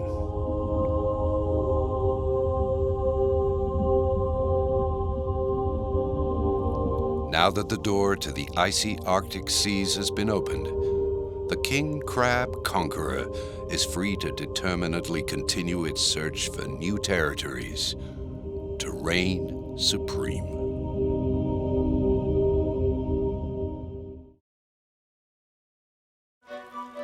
This minuscule ant is called the fire ant. Its scientific name is Solenopsis invicta. In Latin, invicta means unvanquished. The fire ant strikes fear in all those who cross its path, and with good reason. This ant is taking over the world. This is the story of a relentless struggle that should never have existed.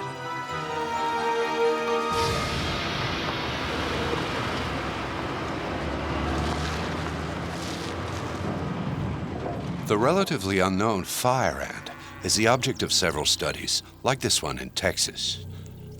When it takes over a new territory, the fire ant begins by multiplying. A colony could contain up to 40 million individuals. It exerts total domination over the territory it conquers.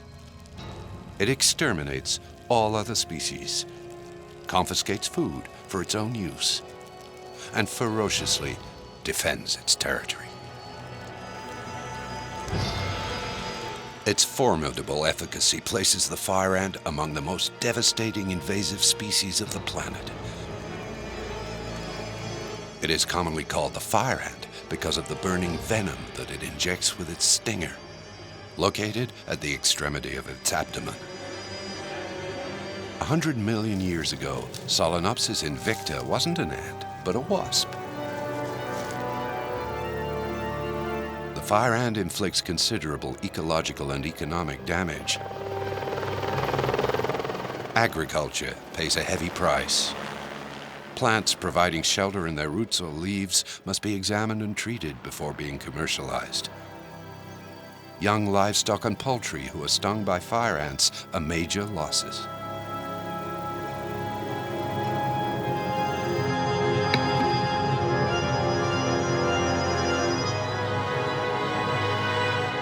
It costs the American economy several $billion each year.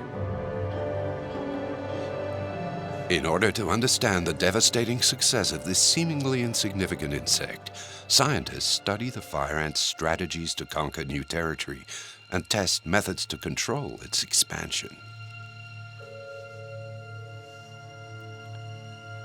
Will they be able to parry the attacks of these troops whose thirst for new territory appears unquenchable?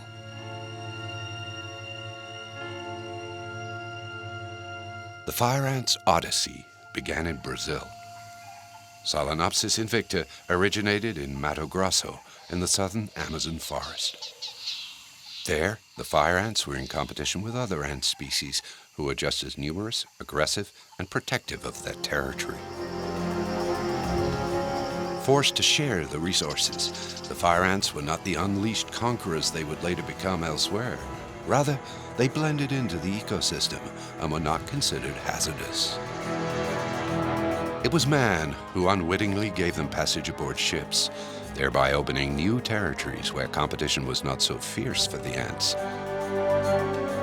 In less than a century, the fire ant has taken over the southern United States, attacked the Philippines, overrun China and Thailand, and entered Australia.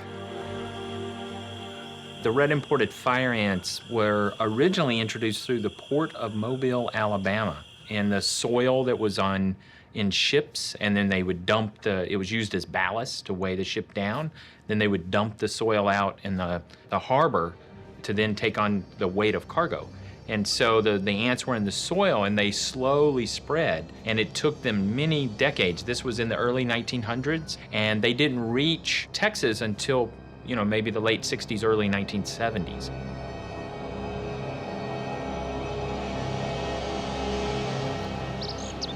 The change in biotope could have been fatal to the fire ant, but the opposite occurred.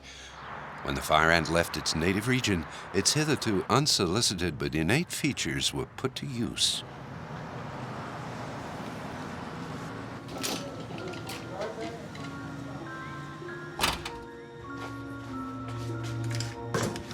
Professor in the entomology department at A&M University in Texas, Mickey Eubanks is a fire ant specialist. He has studied them for over 30 years. Red imported fire ants are incredibly successful invaders for a number of reasons. And one of the reasons that they're so successful invading new territories is that they're very adapted to disturbance. For example, they can really handle flooding really well. So in their native habitats, they live in these floodplains that are prone to very severe flooding. And we see that here in the United States, where they can withstand flooding by forming these living rafts that allow a large percentage of the colony to survive in the water for a long time.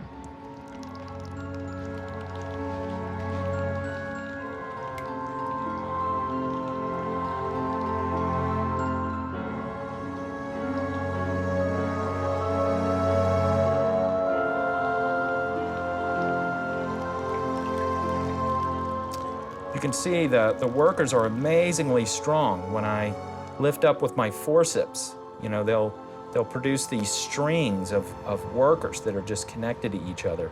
So they have very powerful mandibles and legs to make this happen.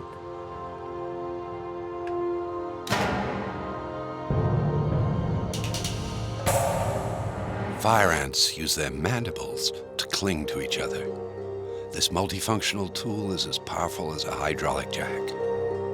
Workers hang on to one another, locking their mandibles and constructing a safety raft whose links are so tight the raft is water resistant. Now, some of the workers that are forming this living raft, they're not going to be alive the whole time. They're going to sacrifice themselves, and they're willing to sacrifice for their sisters. And they're really willing to do this because of this unique genetic system that they have called haplodiploidy. In a haplodiploid system, unfertilized eggs hatch to reveal males who are the worker ants. Fertilized eggs release females, the queen ants. As a result, a male carries only half as many genes as a female. Since evolution is based on the transmission of any given species' genes to the next generation, for the fire ants, it's preferable that the males, the workers, sacrifice themselves.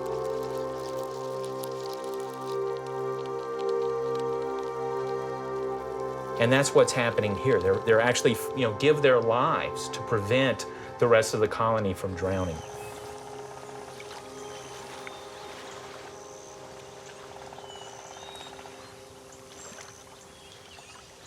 Mickey Eubanks travels the world over to study fire ants.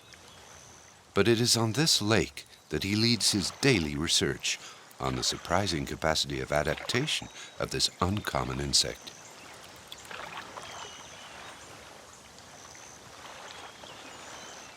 Oh, I see fire ants climbing up this dead tree. That might mean there's a raft that has touched the tree, and now they're coming off the water.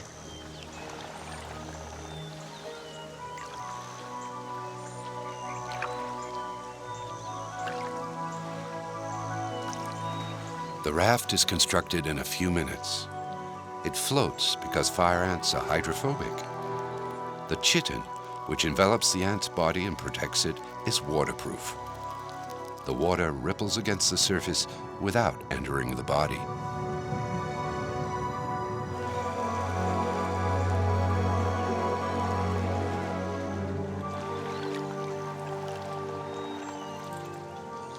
It's made up of thousands of fire ant workers. Thousands of them are forming the basal layer that's on top of the water. And then on top of that layer will be hundreds or thousands of additional fire ants. Many of them will be carrying the larvae or the babies of the colony.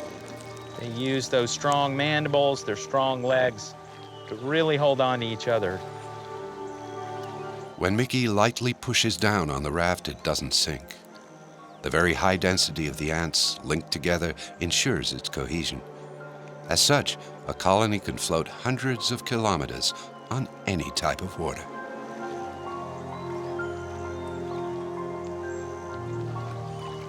No matter how long you study these fire ants, they never cease to amaze you, and they're just so impressive. And then you can see some of the larvae, though, unfortunately for them, get used as sort of like life rafts. So this raft will stay together until it touches some emergent aquatic vegetation or something like this dead tree that we see here. And as soon as the raft comes in contact with the dead wood or the vegetation, the workers are just going to start scrambling up out of the water. And many of them, again, will be taking these larvae or the babies of the colony up the vegetation or up this dead tree to escape from drowning. That's their priority at this point, is to save the babies from drowning. Very efficient, very effective. Whoop, whoop. We don't want to get too close to the tree or they'll start coming in the kayak.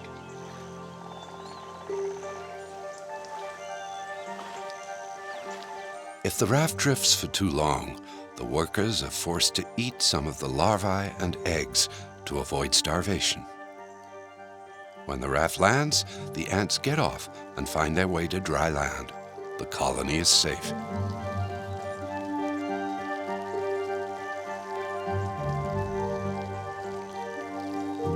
The fire ants, who have avoided drowning and survived famine, now look for new territory.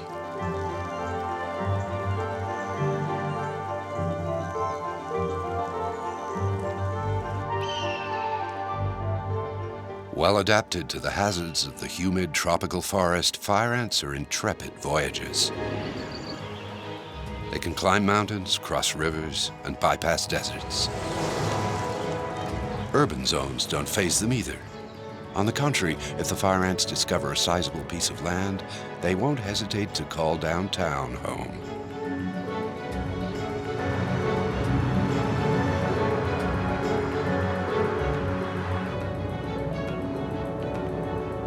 Walter Schinkel is the world expert on fire ants.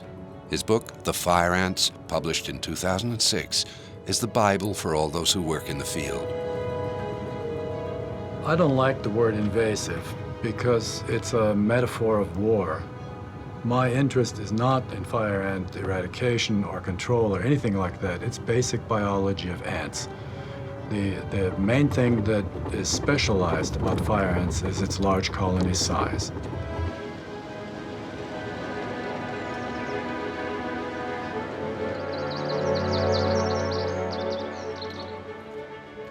We live in a hot climate, and the ants cannot travel those distances above ground. So they have evolved an underground foraging tunnel system. It's just a series of tunnels like rivers coming out from the mound that give them access to all parts of the territory. Digging a tunnel in clay, sand, or pebbles requires adapted tools and technologies. What Walter Schinkel studies, life-sized, is the fire ant's behavior in man-modified terrain. We have plots here, they're all 10 square meters. We've either tilled the soil, which is a disturbance, obviously. We've shaded them. Fire ants are reputed not to like shade, right?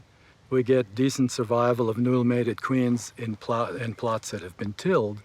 Then we know that tilling favors their survival. If we get poor survival in untreated plots, then we know there's something there that doesn't favor their survival.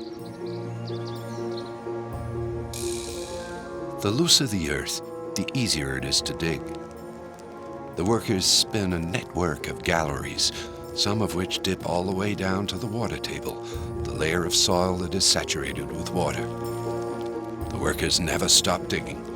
They are constantly opening new tunnels, connecting them, and adapting them to climatic conditions. In warm seasons, the galleries provide protection from drought. In the winter, they provide warmth. Fire ants do not hibernate. They can withstand cold temperatures down to 10 degrees below 0 degrees Celsius. The nest is a veritable underground empire, home to up to 250,000 individuals. The fire ant is an ecological specialist that exploits disturbed habitat. Now, in its home in South America, that disturbance was largely natural. But with the advent of humans and with the transport to North America, then, of course, most of the disturbed habitat is human-caused. So we clear land, we clear the natural forest that would cover the southeastern U.S. For agriculture, for building houses, for businesses, roadsides, parks. So once the ant arrived in the United States, it found itself fundamentally in paradise, because here was this vast amount of disturbed habitat. We call synanthropous species, that is, species that are associated with humans. It's been an extremely successful immigrant, at least as successful as humans, right? They are simply opportunists, that's all they are.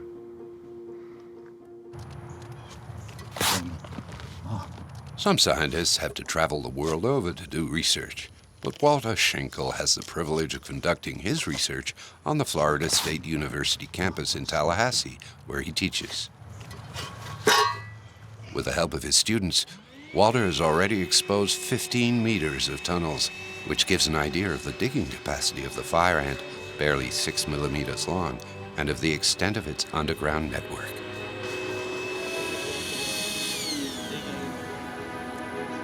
Walter highlights the galleries with orange tooth powder. Non-toxic, the tooth powder dissolves in water.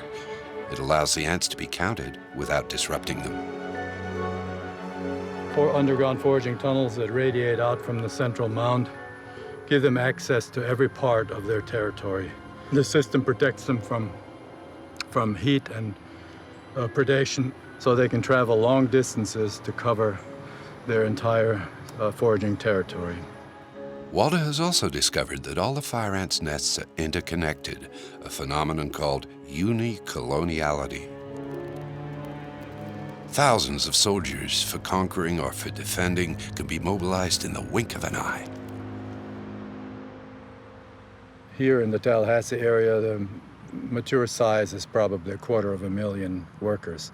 In order to defend the territory, they have to blanket an area of, on average, 100 square meters with workers, foragers that go out, and that's how the boundaries are established when they meet workers from neighboring colonies. The average lifespan of a colony like that is about 7 to 8 years, and it's a single queen, so it's one giant family of sisters, and they're all complete sisters. There's one father and one mother. Territorial behavior is the core of fire ant biology. It's a species that defends an absolute territory against its neighbors, that is other. And it does so by sending out foragers from the central nest. They move through underground foraging tunnels and come up in various parts throughout the territory until they eventually run into foragers from the neighboring colony. And when they do, they are aggressive to one another, and they either fight and then run away, or they just turn back and run back into their own territory where they came from. The local ant species called the harvester ant is much bigger than the fire ant, and yet it cannot measure up to the latter. In combat, Invicta displays an exacerbated aggressiveness that most often leads to the defeat or even the death of the adversary.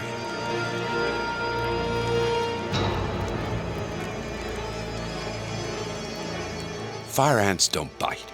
They use their mandibles to cling to the enemy. Once they are solidly latched on, they inject their venom from the stinger at the end of their abdomen.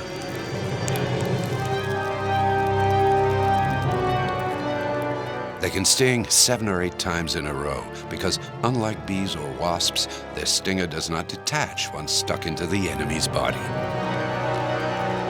When the fire ant engages in combat, it immediately emits a chemical signal, an odor.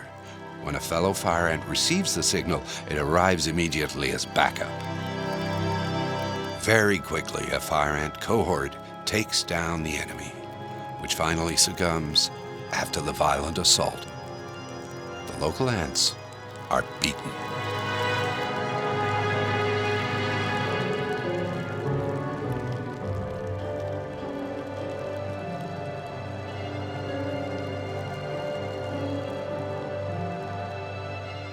The fire ant stinger is a mighty blade, spiked with harpoon-like points.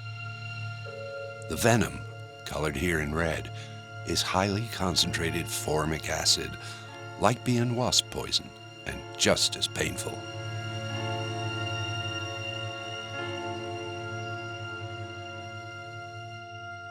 The fire ant attacks all living things, humans, animals, and insects alike. Each year, millions of people are stung. More often, the stings leave no more than a bad memory, but the pustules may be infected and leave scars lasting for several weeks. Some fire ant victims die from anaphylaxis, or an allergic reaction to the venom, or because they are weak or disabled and unable to flee.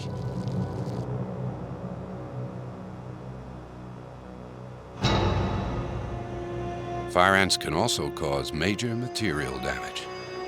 Attracted to heat, they climb into electric circuits and cause short circuits that destroy transformers, signal lights, airport runway lights, and even start house fires.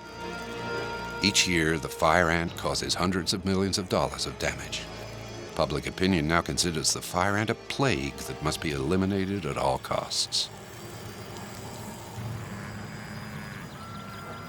The fire ant travels as a stowaway via lumps of earth, trees, and even animals that are transported from one place to another.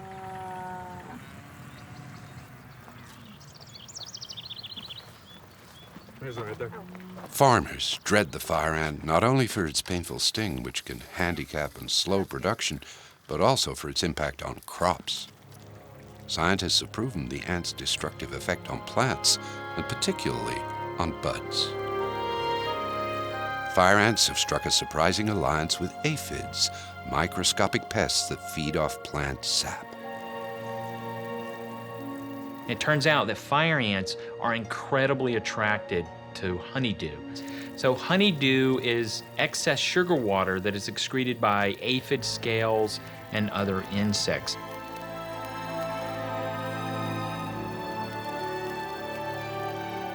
They consume the honeydew, and that gives them lots of sugar. But in turn, they protect these aphids and other honeydew-producing insects from ladybird beetles and other predators. And we hypothesize that it's because there are truly arboreal ants in South America, and we don't have any of these in the United States. And so all of a sudden they had free access to this honeydew, and we think it's a really important, that it plays a really important role in the invasion success of fire ants.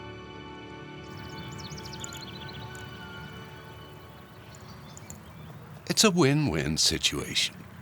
Thanks to the fire ants' protection, the aphids can multiply over and over.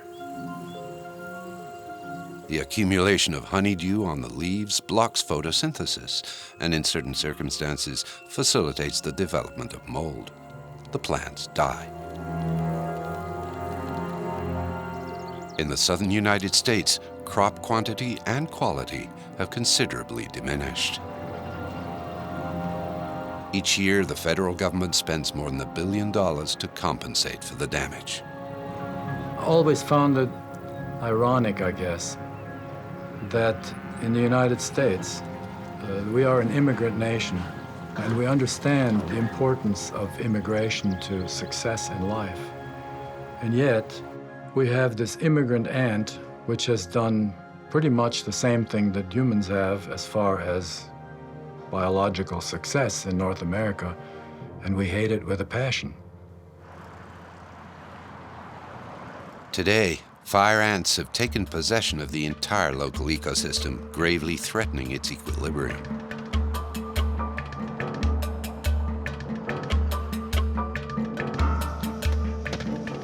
Dr. Sanford Porter is the director of the Agricultural Research Service in Gainesville, Florida.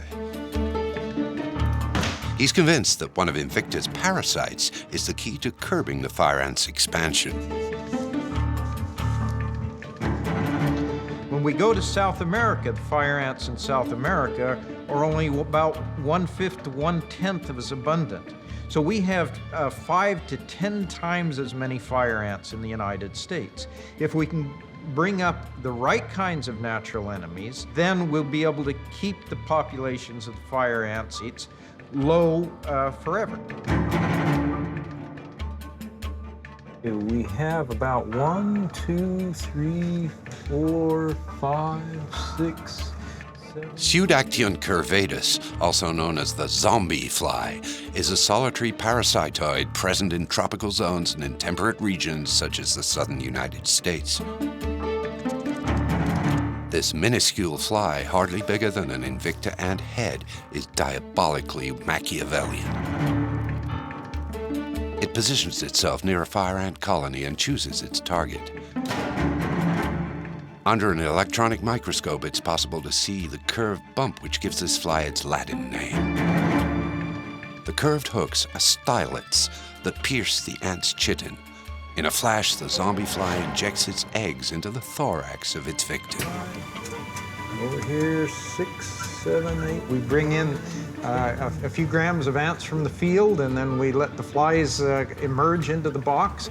The lifter lids start raising up and down, and as they raise up and down, the ants run back and forth between each of the cups. As they're running back and forth trying to move the brood from one cup to the other to keep them in the dark, the flies attack them. Fire ants are alarmed or disturbed. They let off a chemical that alarms the rest of the nestmates. The problem is when they do that, the flies can smell it. Then they begin diving in and hovering about 2 or 3 millimeters above the fire ants. And in just a fraction of a second, they inject an egg into the thorax of the ant, into the body of the ant. Each of the flies has about 200 eggs in it. And so once the fly begins attacking, it'll attack ant after ant, several ants each minute, injecting eggs into the ants. What follows is blood-curdling. The zombie fly's egg hatches and transforms into a maggot that feeds off its host's vital fluids. The maggot then migrates through the ant's thorax towards the head, its final destination. During the 2-week period of the maggot's slow migration, the ant continues to live as normal, or so it seems.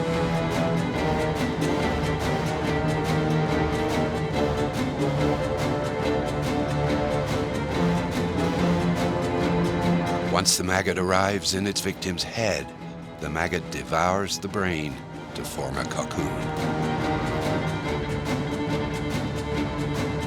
At this point, the ant has become useless to the maggot, who secretes an enzyme to decapitate its host.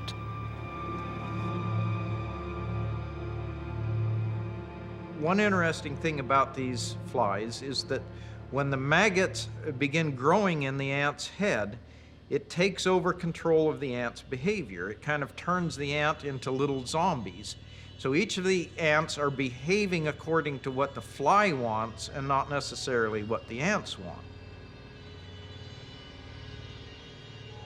So the fly makes the ant go into some place of the colony where it's safer, and the ant wanders around looking for leaf litter or some place to die. What's happening in the lab is similar to what's happening in the field, but in the field what is happening is that the ant is looking for a place to die because the fly or the maggot would want the ant to do. Once the fire ants have been infected by the zombie flies, Dr. Porter reintroduces them into their original nest. Each contaminated ant is a Trojan horse that introduces the parasite into the heart of the citadel. Once they have grown to maturity, the maggots will spawn a new generation of killers. These flies are self-sustaining biological control agents. That means that once they're established, the population grows and expands without having to release the flies every year. And they will be able to help with biological control as long as the fire ants are in the United States. Instead of spreading insecticides, the United States plans to use biocontrolled agents. The zombie flies don't upset the ecological balance. When the number of ants decreases, the flies won't have any more to eat and will die. For Operation Zombie to work, 5,000 to 10,000 flies will have to be introduced into the system because the flies are effective only across a small surface area. Fire ants have a predilection for disturbed habitats. Cemeteries, for example, where the soil is frequently turned, are full of nests. Sanford Porter carries out his experiments in the cemetery in its town of Gainesville. One of the things that we find very exciting about these flies is even though the fire ants have been in the United States for 70 to 80 years, the fire ants recognize these flies as enemies. And it's in their genes. They have a whole variety of defenses against the flies. So we know that the flies have had enough impact on the fire ants to cause the evolution of these behaviors in the fire ants. So we're hoping that these natural enemies will be able to tilt the ecological balance so that the fire ant densities here in the United States can drop to levels like they are in South America, where fire ants largely aren't a problem.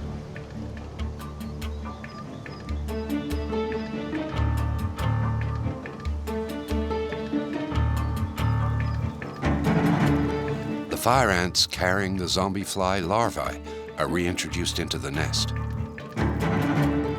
For every fly born, there will be dozens of victims.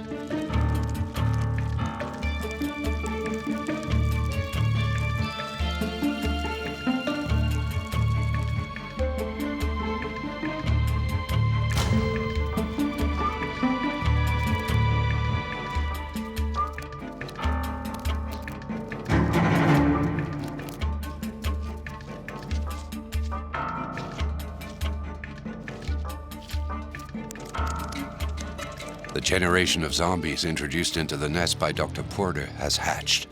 The flies are ready to attack. The zombies launch an air raid. Each fly briefly lands on the back of an ant and injects its egg into the ant's thorax.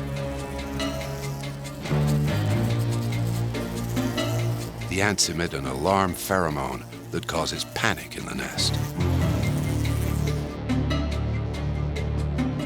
Wild with fright, the worker ants stop digging and abandon the eggs and larvae.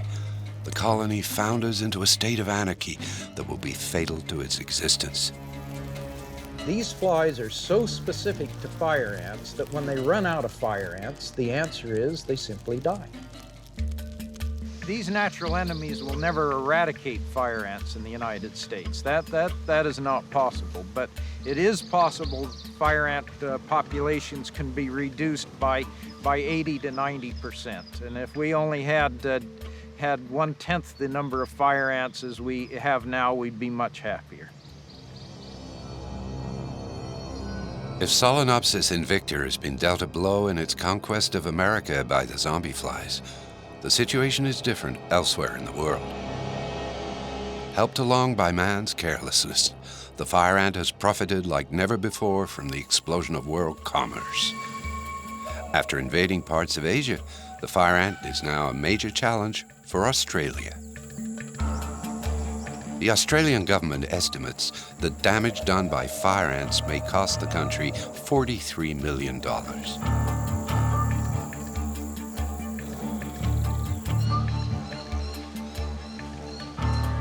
Ross Wiley is an entomologist for biosecurity, an organization specialized in the fight against the fire ant invasion since the ants were first discovered in Brisbane.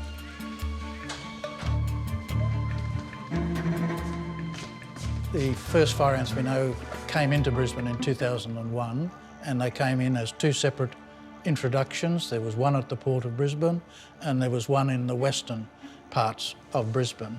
There were some ceramic pots that had been brought in from the United States, and we thought that might have been the cause. And the genetics confirm this. The genetics tells us that we did in fact get our fire ants from the southern United States, both from Texas and from Florida. In September 2001, the government of Queensland launched an eradication campaign. Teams of specialists sprayed the ground with insecticides adapted to fight against the Solenopsis invicta. At first, the initiative seemed to be effective, but when nests outside the treated zones were discovered, disappointment reigned. The fire ants pursued their advance, applying two strategies that allowed them to persevere in the face of all obstacles. There are two forms of the ant. There are colonies that have single queens, and we call those monogynes, and there's colonies that have got multiple queens, many queens, and we call those polygyne. Now, monogynes don't like other fire ants or other ants. They tend to live separately, but they do have queens that are strong flyers, and they can fly up 2 kilometres usually, but perhaps up to 5 or 10 kilometres. So their main dispersal is by flight. When a nest has too many mouths to feed, newly hatched queens have to leave and find new territory.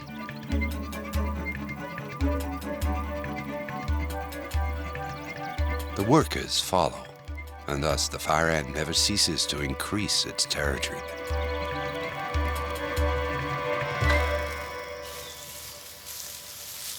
We have polygyne colonies. These are the multiple queens, and they get on quite well with each other so that you can have many mounds in a small area, and that's forming almost a super colony. Now, they don't fly very far. Their queens are weak flyers or sometimes don't fly at all. So they tend to move only very short distances from the parent nest. So they spread slowly. But the danger is that because they have so many queens, they can be easily transported by man in soil movements, in pot plants, anything. They can be moved around readily. So in that sense, they're a little bit more dangerous for spread.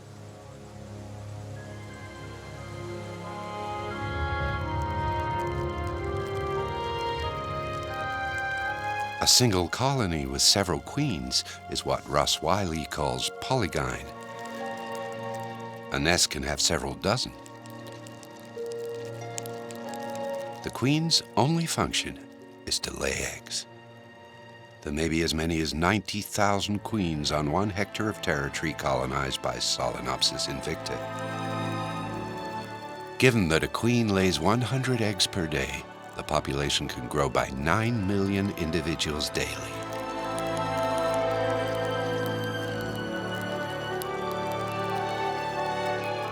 This dizzying power to multiply is a scientist's nightmare.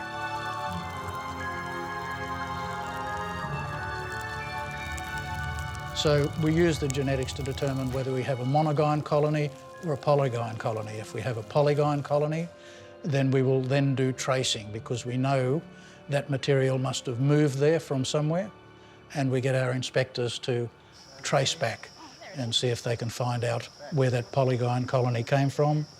If we find it, then we can kill it again.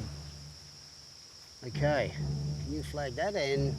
Once the trackers have found a hitherto unlisted colony, they fix its geographical coordinates with a GPS. The location is transmitted to a database that allows for precise control of the zone. The trackers take a series of samples from the colony that are analyzed by the genetics lab in Brisbane. The analysis determines whether the colony is polygyne or monogyne. Because polygyne colonies reproduce faster, they are destroyed first.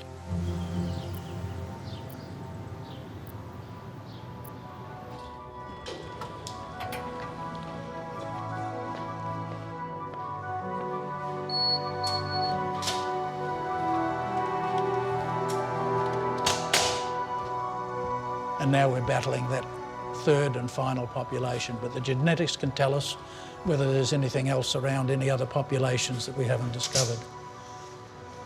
Hi guys. Hi Ross. Hi Evan, hi Brad. Did you end up getting that sample yet from Yes, Ross. from Gary? Yes, we've just run it And now. you've done it already? It's all run.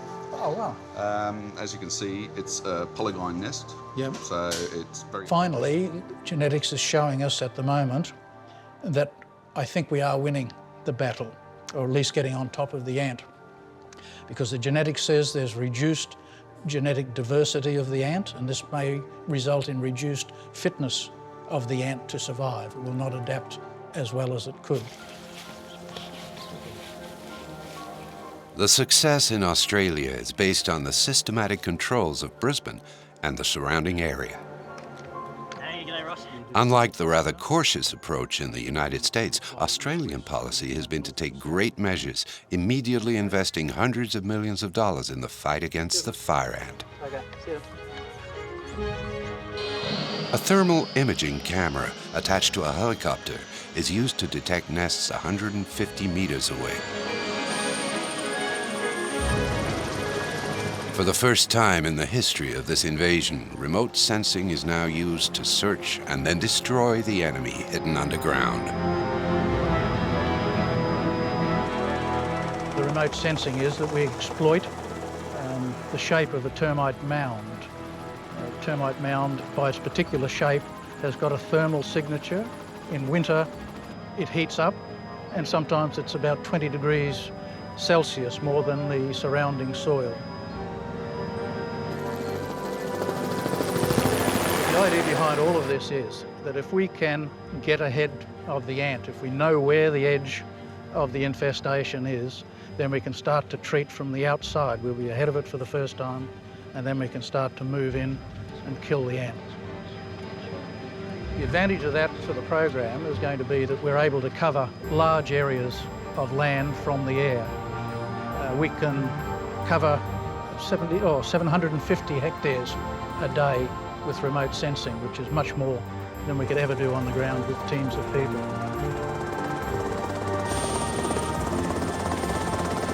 Perhaps surprisingly, in a country the size of Australia, remote sensing costs close to 5 times less than classic means of searching. Had a chance to have a look at it yet? Yeah, I started, I think, found one, but I'm not too sure. Okay, all right. Well, let's The images recorded by the cameras are analyzed with an application that allows for an even more precise localization. So with this technology, we can do probably in a couple of hours what it would have taken us, a team, 2 or 3 days to achieve. But everything is all about speed, and this will certainly enable us to do what we need to do to get ahead of the ant. What's the plans? This was completed yesterday, so we're now flying in this area. Now that nests can be localized, the race is on. Fire ants must be left no chance to form new colonies. Ross Wiley supervises the final preparations of this eradication plan. We had problems with the winds, very strong headwinds, so we moved across into a north. The goal is to confine the nests and to prevent any queens from surviving.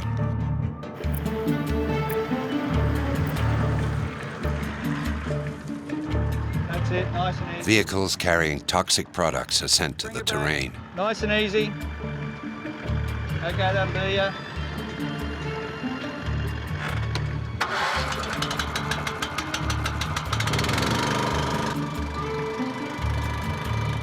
Okay, what we're going to do now is do a direct nest injection. What that involves is that we'll spear the nest around the outside to close off any foraging tunnel so the worker can't grab the queen and let her escape.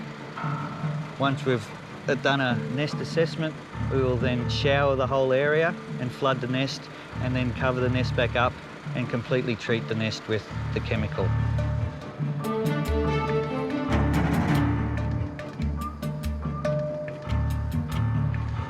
Once that process has been done, we will then use all-terrain vehicles to go around and bait the area as a precaution, just to make sure that if the queen has escaped, the toxicants will then be effective and we'll kill the nest completely.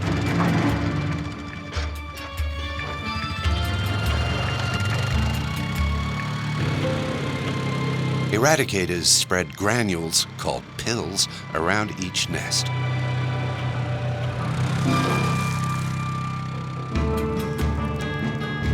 The pills are coated with a substance the ants find to their liking. The workers immediately carry the granules into the nest and eat them.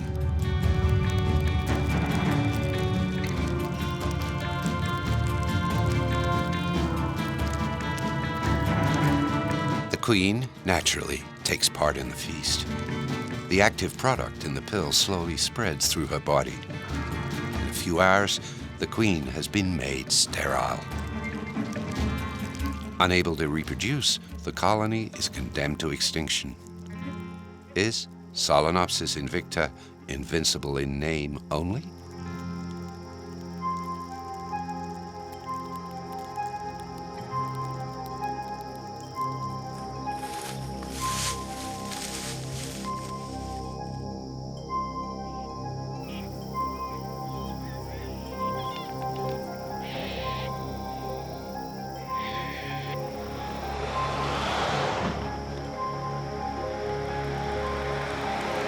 Apart from now the genetics that we've talked about and the remote sensing, the other tool that we use very much and rely on is public awareness.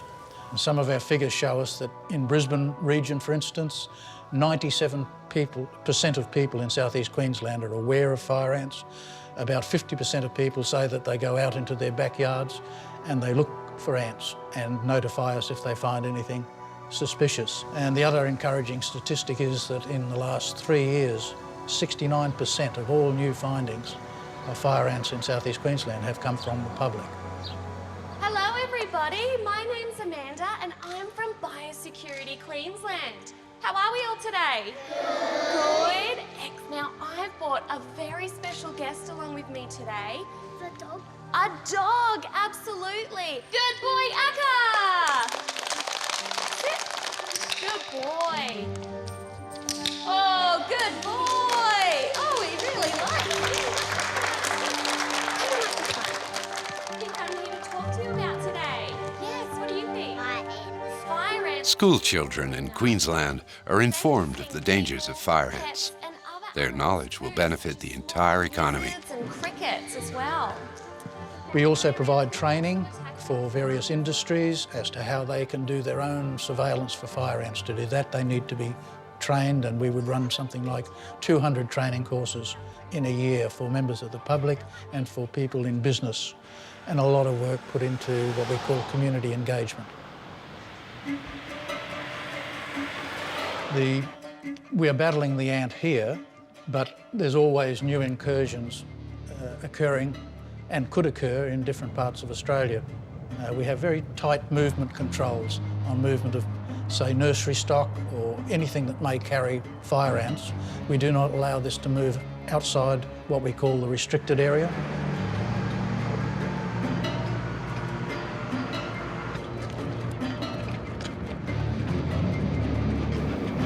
At all ports of entry, cargo that could be carrying fire ants is put into quarantine.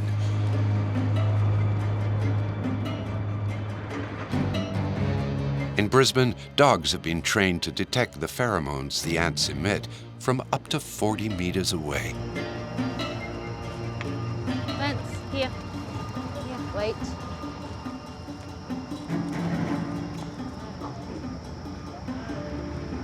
The question of whether the fire ant is a pest or not, if you're talking seriously as a scientist or as a public official, is a complicated question. There's many, many different species whose good fortunes depend strictly on humans. English sparrow, rats, mice. To me, I don't think it's a pest. It's just another ant, another creature that has found an opportunity that humans make for it, and it's exploiting that opportunity. That it's not warfare, it's ecology.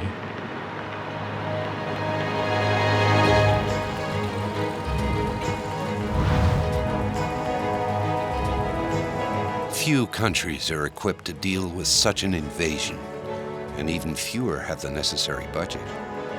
And yet recent studies show that half the Earth's surface could be colonized by fire ants.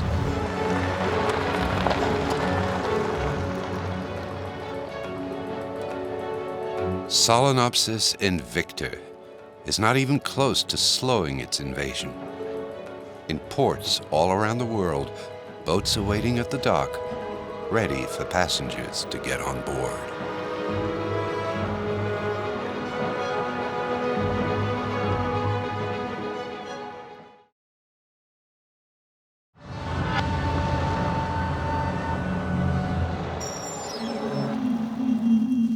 You've probably seen one of these before, but you've never paid it much attention.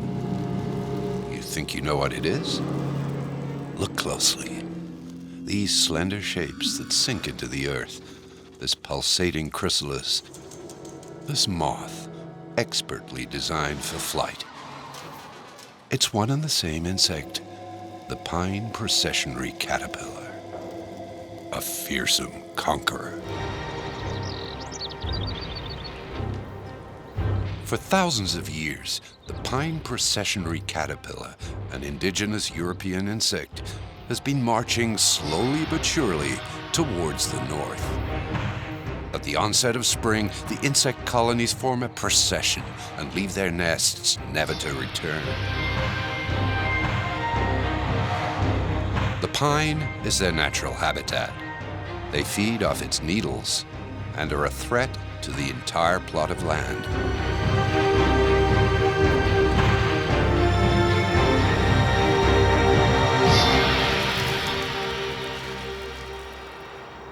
The processionary caterpillar is the great destroyer of Europe's forests. In the Landes region of France, processionary damages are so spectacular that you can actually follow the animal's trace.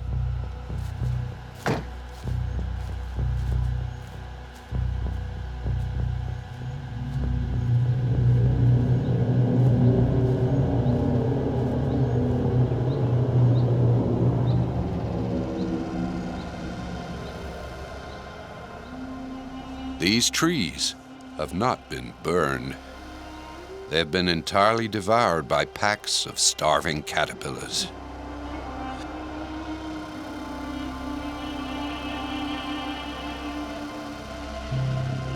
In less than 100 years, the processionary has crossed the whole of France as far as Brittany and the Paris region. The authorities now understand the threat they are facing. Several research teams are studying the behavior of this disturbing insect in the hopes of curbing its expansion.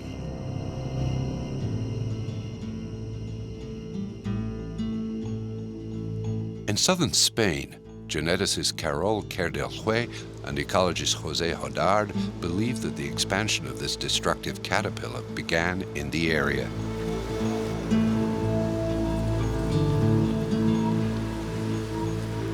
We're trying to determine where the pine processionary was able to survive the various frosts that have taken place during the Quaternary. Most European species, in this case, survived in the zones that remain temperate. The problem is that there are no processionary fossils, unlike many other organisms that leave a trace, such as shellfish, trees, or vertebrae. So we have to use an indirect genetic approach to try to understand what happened.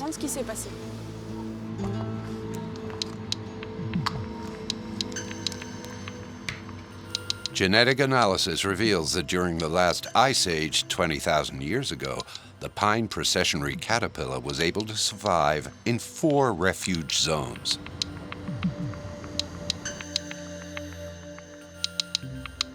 It is from these zones spared by the ice that the processionary set out to conquer Europe. The temperate oceanic climate and the warm winters of these regions were propitious for the caterpillars.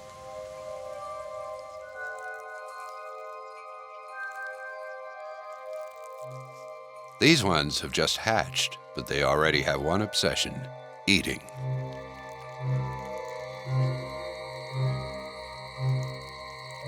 The pine processionary can only live in colonies of 100 to 150 individuals. Instinctively, it forms a procession in order to feed. For many years, scientists have wondered how such a tiny insect was able to cross over the Sierra Nevada range at an altitude of over 6,500 feet.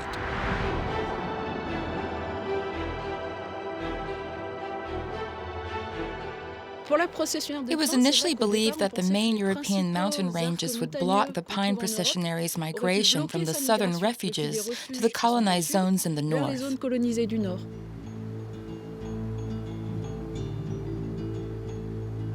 So, Carol, we are now about 1,000 meters in altitude, and as you can see, you can appreciate that vegetation is changing. And do you know until which elevation we will find pines and pine processionary moth? Pines around 2,200 meters in altitude, but we have different species of pine along the gradient. We have in the lower part Pinus alepensis, the Aleppo pine. Then here we have Pinaster, maritime pine, and then in the top of the mountain we have Pinus nigra and Pinus sylvestris.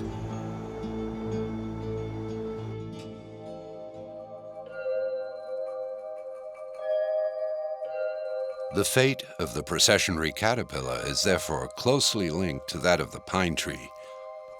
Its favorite variety is the black pine, but if none are to be found, the processionary is an opportunist and will make do with other pine varieties. Its impressive claws allow it to grab all kinds of needles, thick or thin, hard or soft, smooth or rough.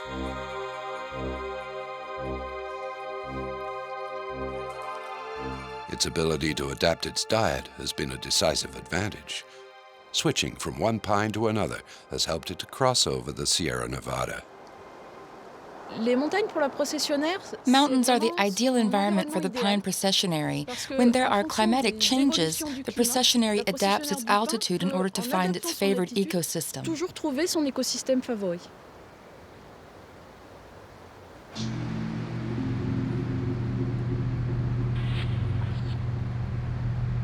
The mountains may be advantageous to this caterpillar, but higher altitudes equals lower temperatures. However, the processionary doesn't mind. This is one of the few insects that can easily survive the 3 months of winter. Its winter nest protects it from bad weather. This unique ball of silk has helped the processionary march upwards and along the mountain peaks, reaching altitudes that would seem unreachable.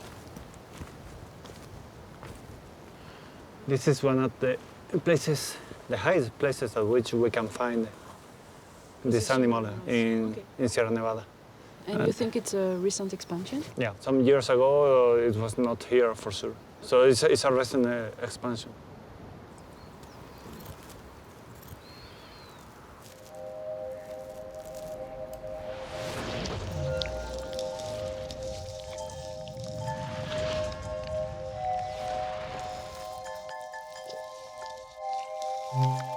The nest thickens and evolves as the individuals grow bigger.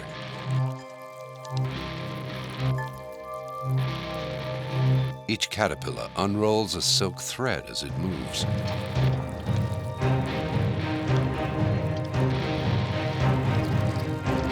The regular toing and froing during the 3 winter months produces a constantly growing nest. The nest is made up of 2 superimposed layers. The inner layer is thick and serves to isolate. The outer layer is more flexible and serves as the framework. There is no entry or exit opening. To re-enter their impenetrable fortress, the caterpillars must push their way through the weave. The colder the region, the more solid the framework. The thicker the inner layer, the more the caterpillars are protected from the cold of winter and from predators.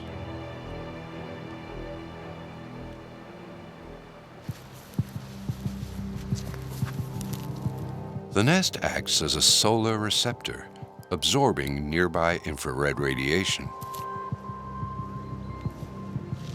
Jérôme Rousselet is a biologist at the National Institute of Agronomic Research in France.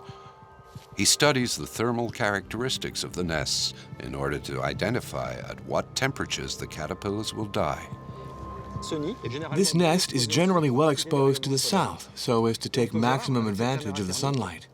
With this heat camera, you can see that the nest temperature is close to my body temperature. This is considerably higher than the outside temperature, which today happens to be in the vicinity of 54 degrees. The caterpillars can withstand the cold from the 3rd larval stage onwards, but thanks to this nest, during the course of the winter, they'll be able to resist temperatures as low as 3 degrees. Below this limit, they die. They'll also die if a lasting cold spell stops them from leaving the nest at night to feed.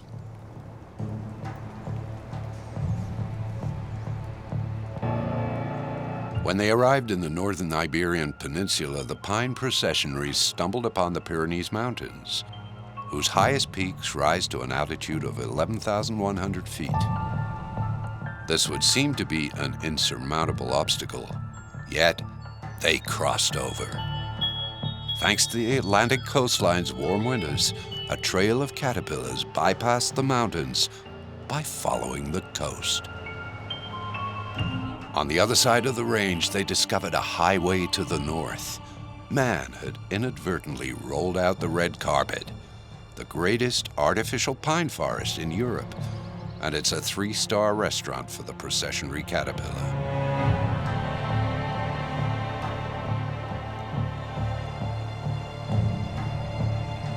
They invaded this new territory, which became the base for their conquest of France. Hervé Jactel, a researcher at the INRA, studies the impact of processionary caterpillars on forests.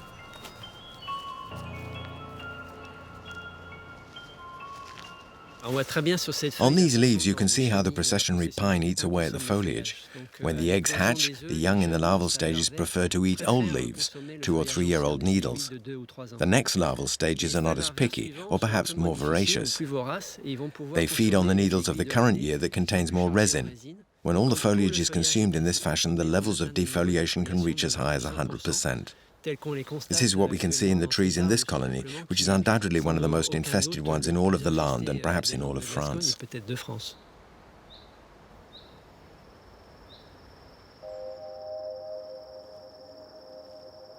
The caterpillars wait for nightfall to leave the nest.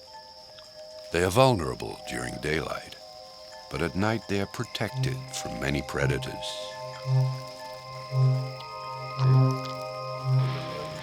They're not affected by the darkness because they're practically blind anyway.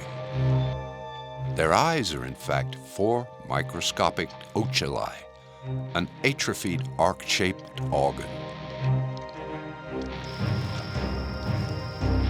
Their sense of smell, however, is highly developed. This is what guides them to the tastiest needles.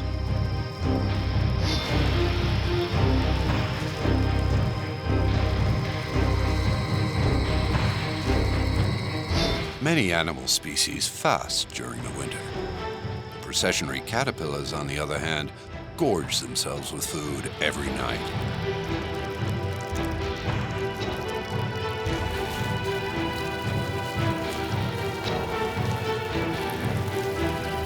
Four or five nests are all it takes to strip an adult pine tree from top to bottom in the space of 1 month. They diminish the tree's photosynthetic capacity so it can no longer allocate as much energy towards growth. A drop in tree growth usually goes along with the defoliation caused by the processionary, and in rare cases it can cause tree death. Defoliation may lead to death in two situations. The first is when the weakened tree is attacked by secondary insects, such as the bark beetle. The second is when the tree is defoliated over 2 or 3 consecutive years. The tree is so weak that it dies in the end.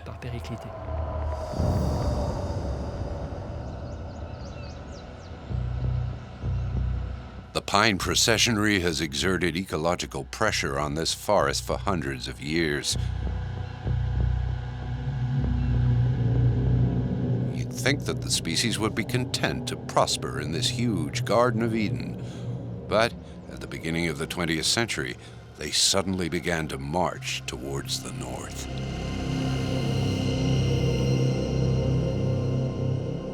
Scientists would like to know where their forward march will end so that the contaminated zones may be marked out. Mathematician Christelle Robinet has put aside her algorithms and her computer data in order to lend a hand to Jérôme Rousselet and his team.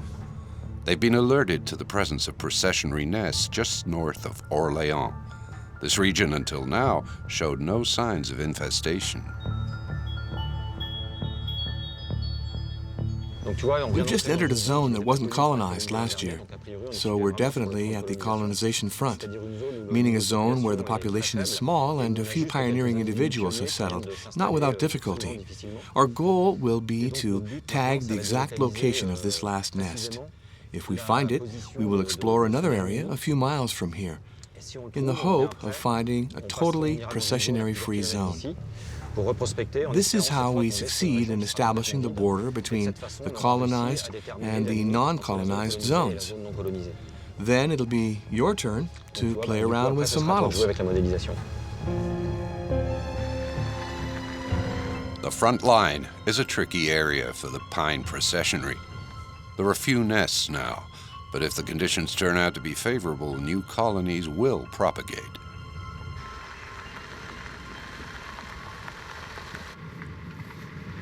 I think there's one here. Yes, there's one. Let's check it out.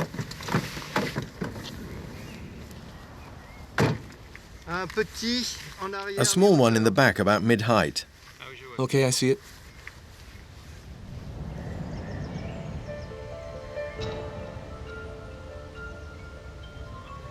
Okay, we've got that one. I'll beep it. Perfect. Now we need to see if there are any others nearby.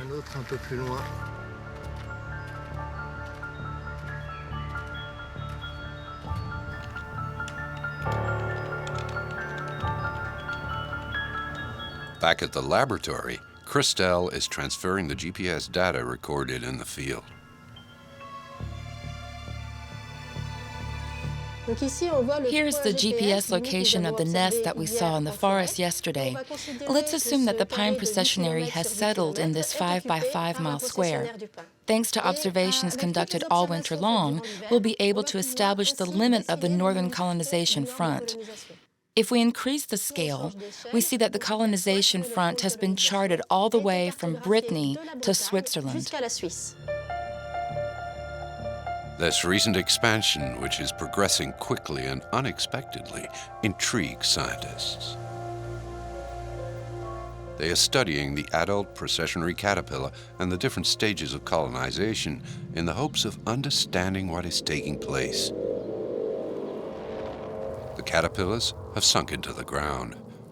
They have spent several weeks in this position and have secretly turned into moths.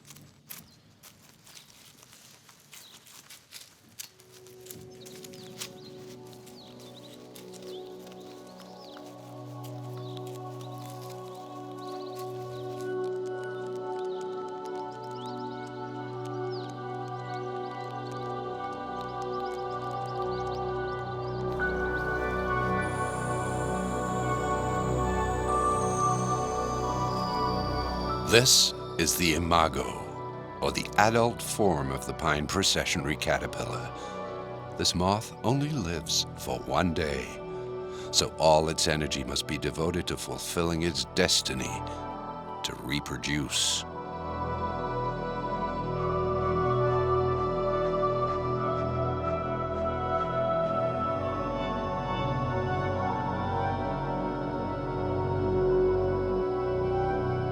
The processionary colonizes new lands by air, so the scientists are focusing on evaluating the species' flight capacity. They hope to deduce the amplitude and the speed of the spread. It's impossible to follow processionary moths in the wild and to get a feel for the way they spread out. We need to know more about the flight capacity of the males and, more importantly, the females. They decide where future populations will settle. We've constructed an experimental device that enables us to measure flight distances. This device is simply a rotating axis that we place an insect on. We can measure the amount of circles it makes, and then we convert that number into distance.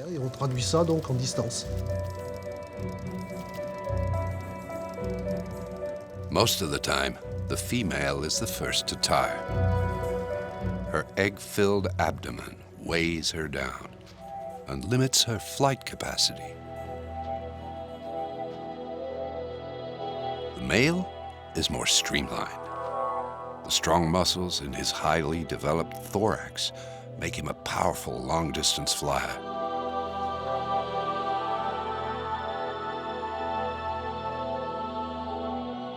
The gender ratio is relatively balanced. There are as many males as there are females. However, they don't roam at the same time. During the day, the males roam earlier. This means that when the males set out, there are few available females. Their flight capacity, an average of 6 to 9 miles, is great enough to allow them to search the entire zone for the rare female.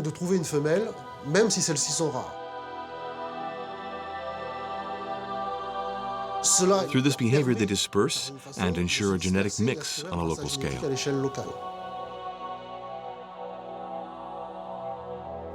The male takes off on his first and final night flight.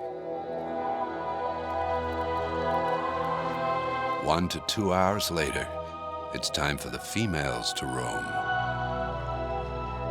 They deploy their reproductive organs and release a sexual pheromone. The male in flight detects this chemical molecule thanks to its ultra-sensitive antennas.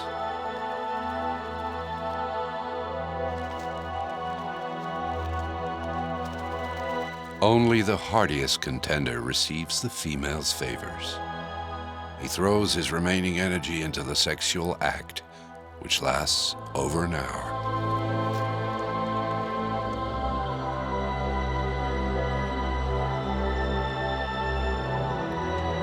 He then dies of exhaustion, after having left his precious genetic legacy to the next generation.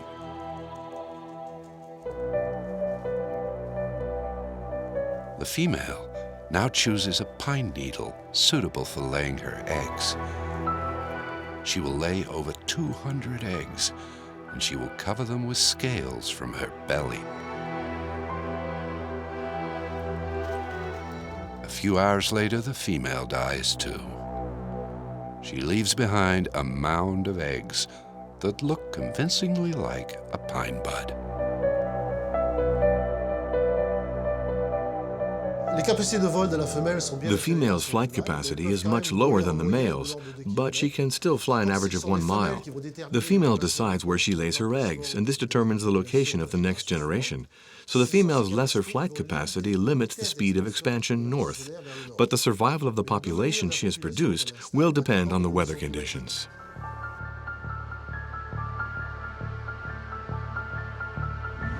Because the caterpillars develop primarily during the winter season, they're highly sensitive to even subtle temperature variations that represent one of the key factors in the progress of this destructive animal.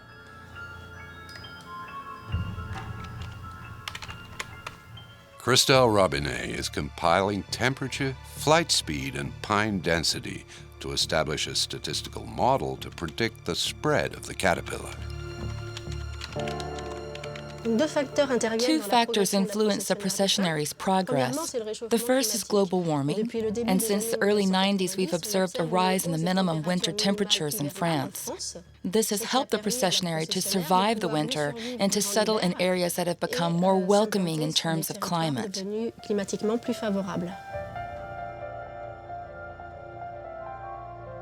The second factor is the presence of pines. On this map, you can see all of the forest zones in France. In certain regions, like the Beauce, there aren't any forests. You would think that this would hinder the caterpillar's progress.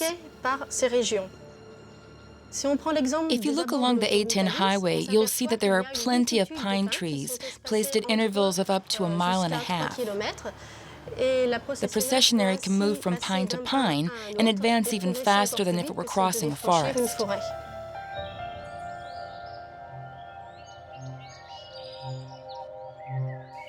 The processionary moth's exceptional flight capacity enabled it to travel beyond forest zones. But man paved the way. We've planted pine trees, providing the processionary with a supply base.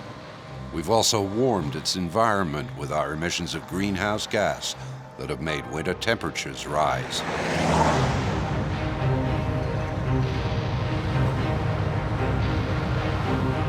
The processionary now lives among us.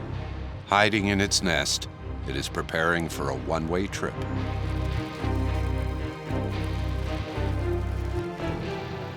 On a sunny spring day, they set off on their ultimate procession.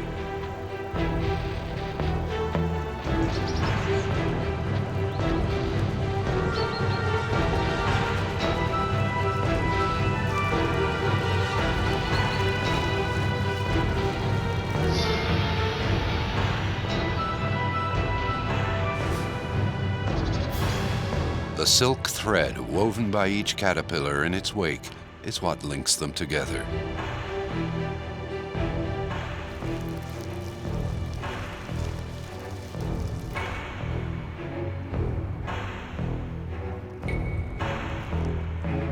They move forward, head to tail.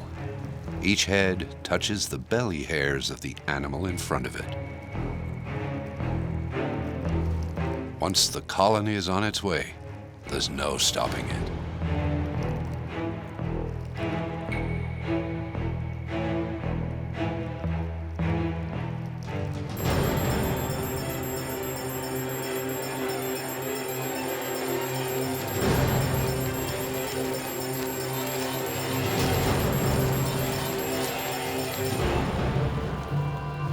A female is always at the head of the procession. The colony can wander like this for several days.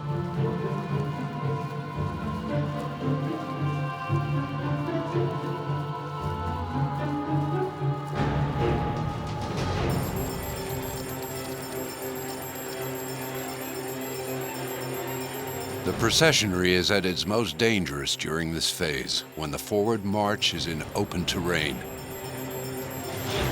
If it senses a threat, it releases hairs that are coated in a highly irritating substance. These lightweight hairs float in the air and contaminate the zones around the nests. This venom can be harmful to both animals and men.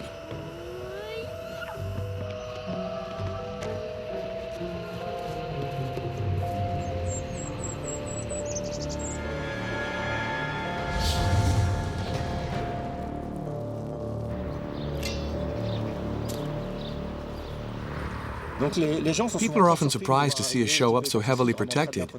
In fact, city dwellers are usually unaware of the risks associated with these big white balls that are found in trees or the trail of caterpillars moving in between their feet. We're this well protected because the hairs are highly allergenic and can provoke reactions that at best may resemble poison ivy and at worst could induce anaphylactic shock. A serious allergic reaction triggered by the microscopic caterpillar hairs. When the caterpillar feels threatened, it rolls into a ball and opens little pouches located on its back containing the stinging hairs. As a defense mechanism, the caterpillar shoots off these tiny hairs that act like invisible harpoons. When they reach their target, the hairs break and release their venom. Their sharp, barbed points can only be seen through an electronic microscope because they measure no more than 200,000ths of a millimeter. These hairs, dispersed in the wild, will remain poisonous for over 50 years.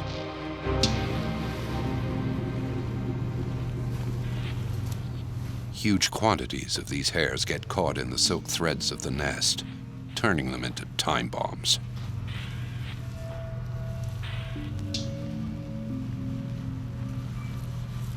The nest will remain poisonous for several months after the caterpillars have left.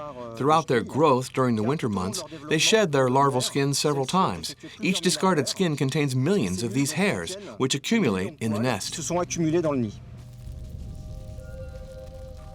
The spread of the processionary caterpillar is creating a considerable sanitary and ecological impact. It was urgent for both government and the scientific community to declare war on this destructive insect. The pine processionary is a polymorphous insect. It goes from caterpillar to chrysalis to moth. There are 3 enemies, not just one. While the processionary is still a caterpillar, the solution is to destroy its nests. This is a massive field job, and small towns often feel powerless when faced with such a task.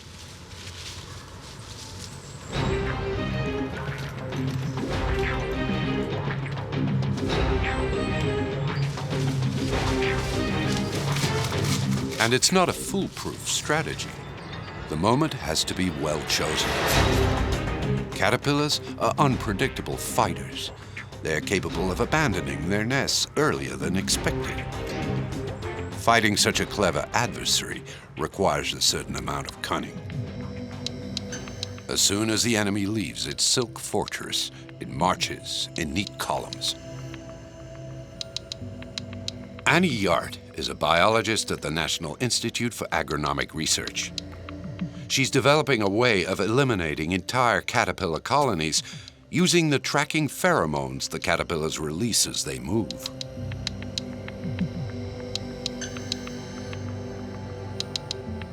For the caterpillar, these tracking pheromones are a matter of life or death. From the earliest stages of its development, it must scatter in order to feed itself. The tracking pheromones allow it to find its way back to the nest that protects it from the cold. I have spread tracking pheromones on these strips of paper. Now I'll put the caterpillars on these strips. You can see that they're following the scent. They move their heads around from time to time, searching for their trace. The caterpillars follow a path of chemical traces left behind by fellow processionaries. According to the scientists, it should therefore be possible to influence the caterpillar's migration and lead them to a dead end.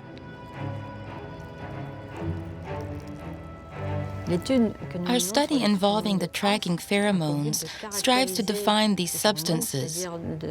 We're looking to find out what makes up the pheromones so that we can artificially produce a synthetic variety. If such a synthetic pheromone were applied to a tree, it might provoke a dispersal of the caterpillars. If dispersed on the wrong tracks, they wouldn't be able to find their way back to their nest. Because they need to live in groups, they couldn't survive the winter temperatures on their own. For the time being, this artificial pheromone is proving very difficult to synthesize. It will most likely take several more years of research in order to move from experimentation to implementation.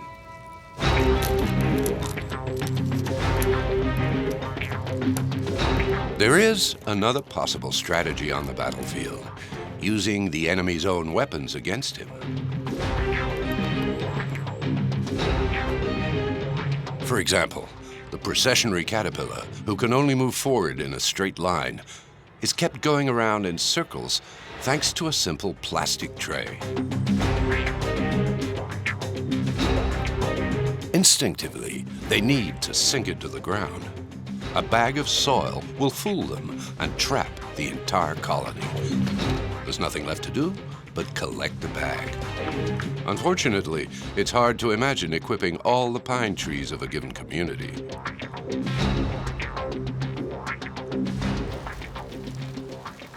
Those who escape the trap continue their procession, guided by their innate desire to sink into the ground.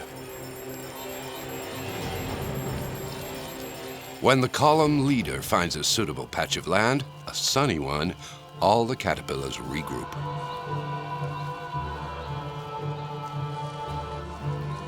Working together, they push themselves into the ground to a depth of 1 to 8 inches below the surface.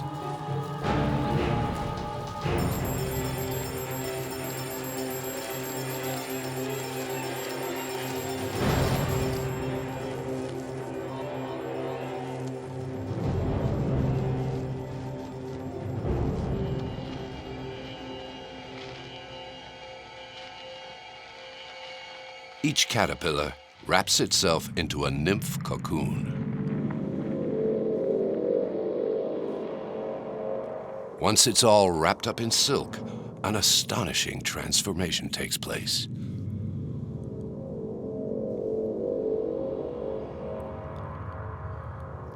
The caterpillar will become a chrysalis.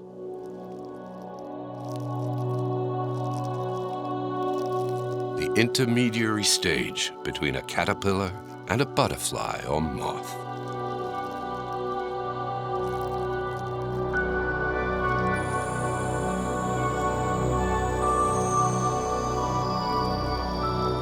Once the transformation is complete, depending on climatic conditions, the chrysalis may enter a state of diapause. It puts a complete stop to its development, inert and camouflaged to blend with the earth it's hiding in.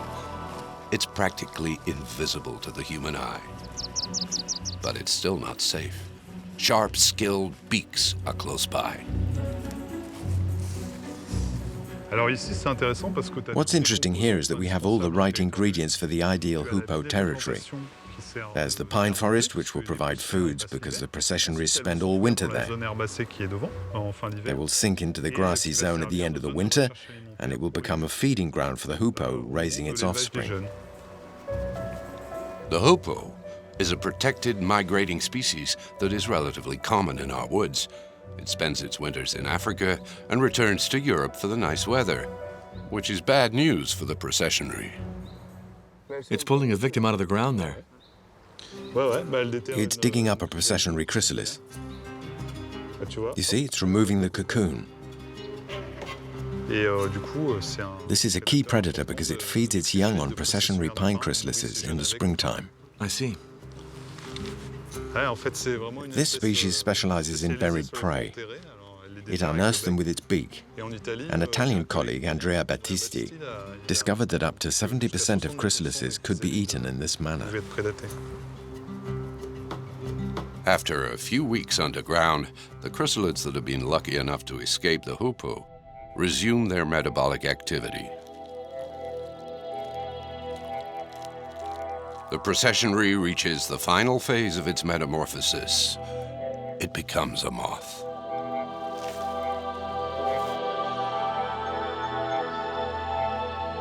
After the mating session, the female begins her search for the ideal pine in which to lay her eggs. This ravager, after having spent so much time on the ground, is finally airbound. She is searching for a pine tree well exposed to sunlight. Choosing the right tree is critical for the survival of the next generation. The female moth has a preference for the forest's edge, the treetops, and the isolated pines that stand out on the landscape. The scale of the war against the processionary has changed. How do we defend an entire forest against an invasion of female moths? Quite simply, by making it invisible to the eye of the moth.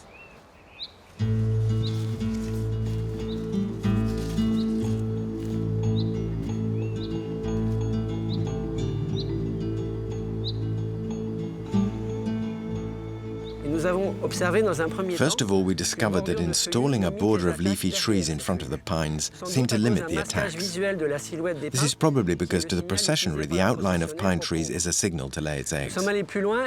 We pushed this idea further and studied the smells produced by the deciduous trees.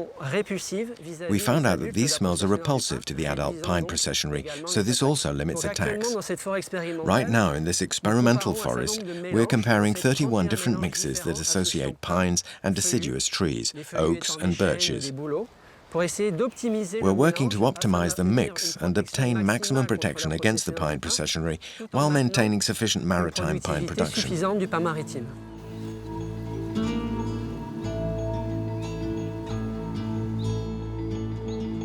We're also working on extracting the olfactory ingredient found in the essence of birch.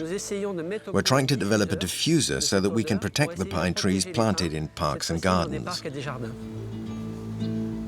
Deciduous trees have another distinct advantage. They are home to many of the processionary's natural enemies, such as the epipigger, a grasshopper that loves insect eggs. If this grasshopper is lucky enough to come across a stash of processionary eggs, it will eat every last one of them. The leafy trees also house another fearsome yet graceful predator, the great tit. In the winter, when food is rare, some birds are willing to take the risk and approach the caterpillars despite their venomous hairs. The tits have learned how to pierce the nests.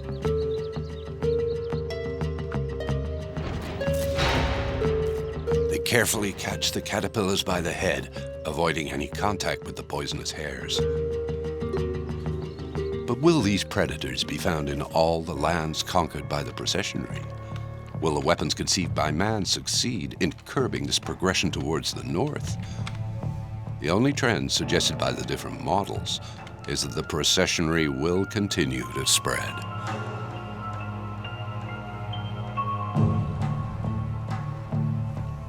And that's not all. An unusual phenomenon involving the processionary has caught the attention of Portuguese scientists, particularly in tracts of forests located to the north of Lisbon. In 1997, an unusual proliferation of processionaries took place in the middle of summer. Entomologist Rosa Maria Paiva was the first person on the scene. 15 years later, she's returning with Manuela Branco, a biologist at Lisbon's Superior Institute of Agronomics. Manuela wonders if the disturbing propagation in the summer of '97 may have been the doing of a mutant processionary caterpillar, evolving into a new species.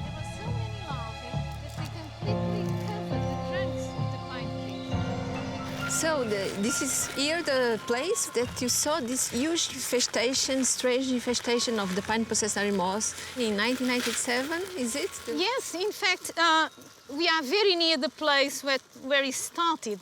In Lisbon, I read in a local newspaper from this area that something odd was happening here, that a high infestation of processionary moths was ongoing. As you know, the larvae of processionary moths develop through the winter and not in the summer. I came here immediately on the 2nd of September, and what I've seen, it was something unique. The larvae had covered the trunks of all the pine trees. So it was the most extraordinary sight that I've ever had in my long life of entomology.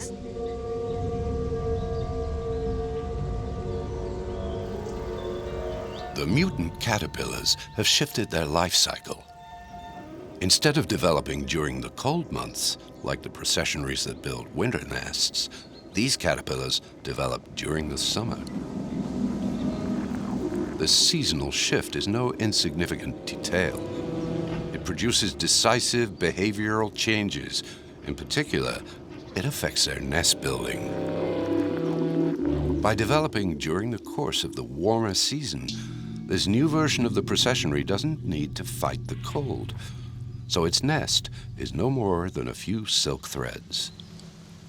Here we can see very well, very clear, the differences between the larvae of the two populations on this time of the year. So this larva is from the summer population, the mutant one, and she's very advanced. She's on the 15 star, she's ready to pupate. And this one, the little one, she's first instar larva, she has just born. She's the normal winter population, and this is the normal phenology. And the interesting thing is that you can find both on the same places, and even in some cases on the same trees. So since they live together, they are sympatric, but they are isolated by time. So it's a kind of allochronic speciation, very rare in nature and rarely observed. Although the mutants appear identical to the processionaries living on a winter cycle, they have most definitely developed specific adaptations that enable them to live on a summer cycle. And during summertime, particularly on this area, the temperatures can be very high. There are some days where the temperatures are above 40 degrees. So this was one of our questions. How can they survive these very harsh summer times? Because we know from previous research that the limit of survival will be about 32 degrees. So we thought, how can they survive if our temperatures are much higher than that?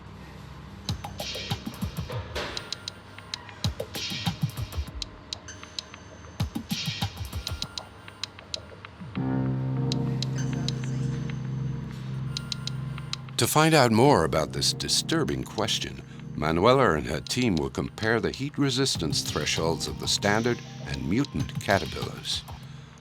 Tens of specimens are being prepared for a stay in a closed chamber that simulates increasingly hot daily cycles.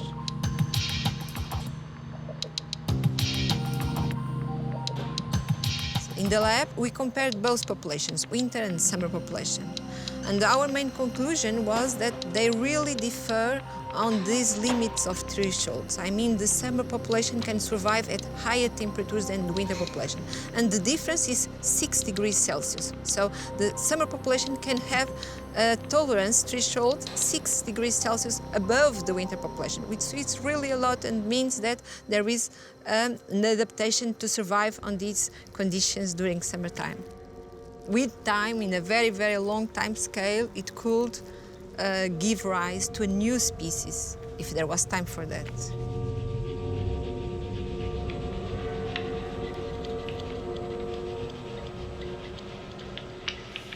The presence of these two caterpillar populations, able to attack the same pines one after the other in the same year, is a considerable threat to Portuguese forests.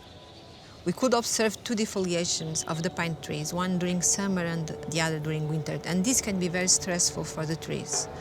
Also, the summer defoliation is worst because the trees cannot recover no longer. After the winter defoliation comes spring, and during spring, trees reproduce new needles, so it's more easy for the trees to recover from the winter pine processionnary moss. For the moment, the mutant caterpillar population remains confined to a zone of about 50 square miles. But for how long? And also, what will be the future of this population? Where it is going to expand? What were the genes that mutated, for instance? Can it happen in other populations? There is still many scientific questions we have. Scientists continue to worry about the spread of this mutant population. But an additional, more direct threat worries them just as much. The pine processionary is spreading in a natural manner, but it can also do long-distance hauls. We've discovered isolated settlements around Paris, in Picardy, and in Strasbourg, all far from its original zone.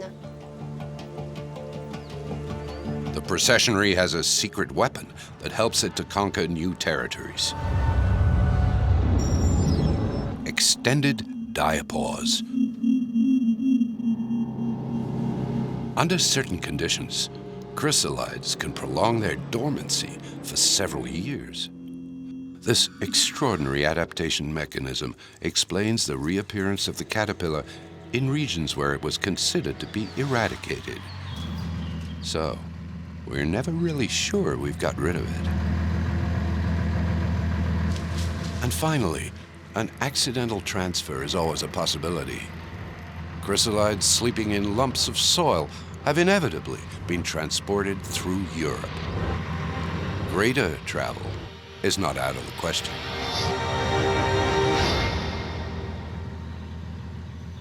In Europe, the pine processionary is a native species, spreading as a result of climatic change. But in other parts of the world, there are several highly suited regions for it to settle in. If it were accidentally transported to these places, the processionary will be declared an invasive species. The processionary caterpillar's exceptional fertility rate and its remarkable ability to adapt, combined with global warming and globalization, place the planet within the grasp of a conqueror that, to this day, remains undefeated.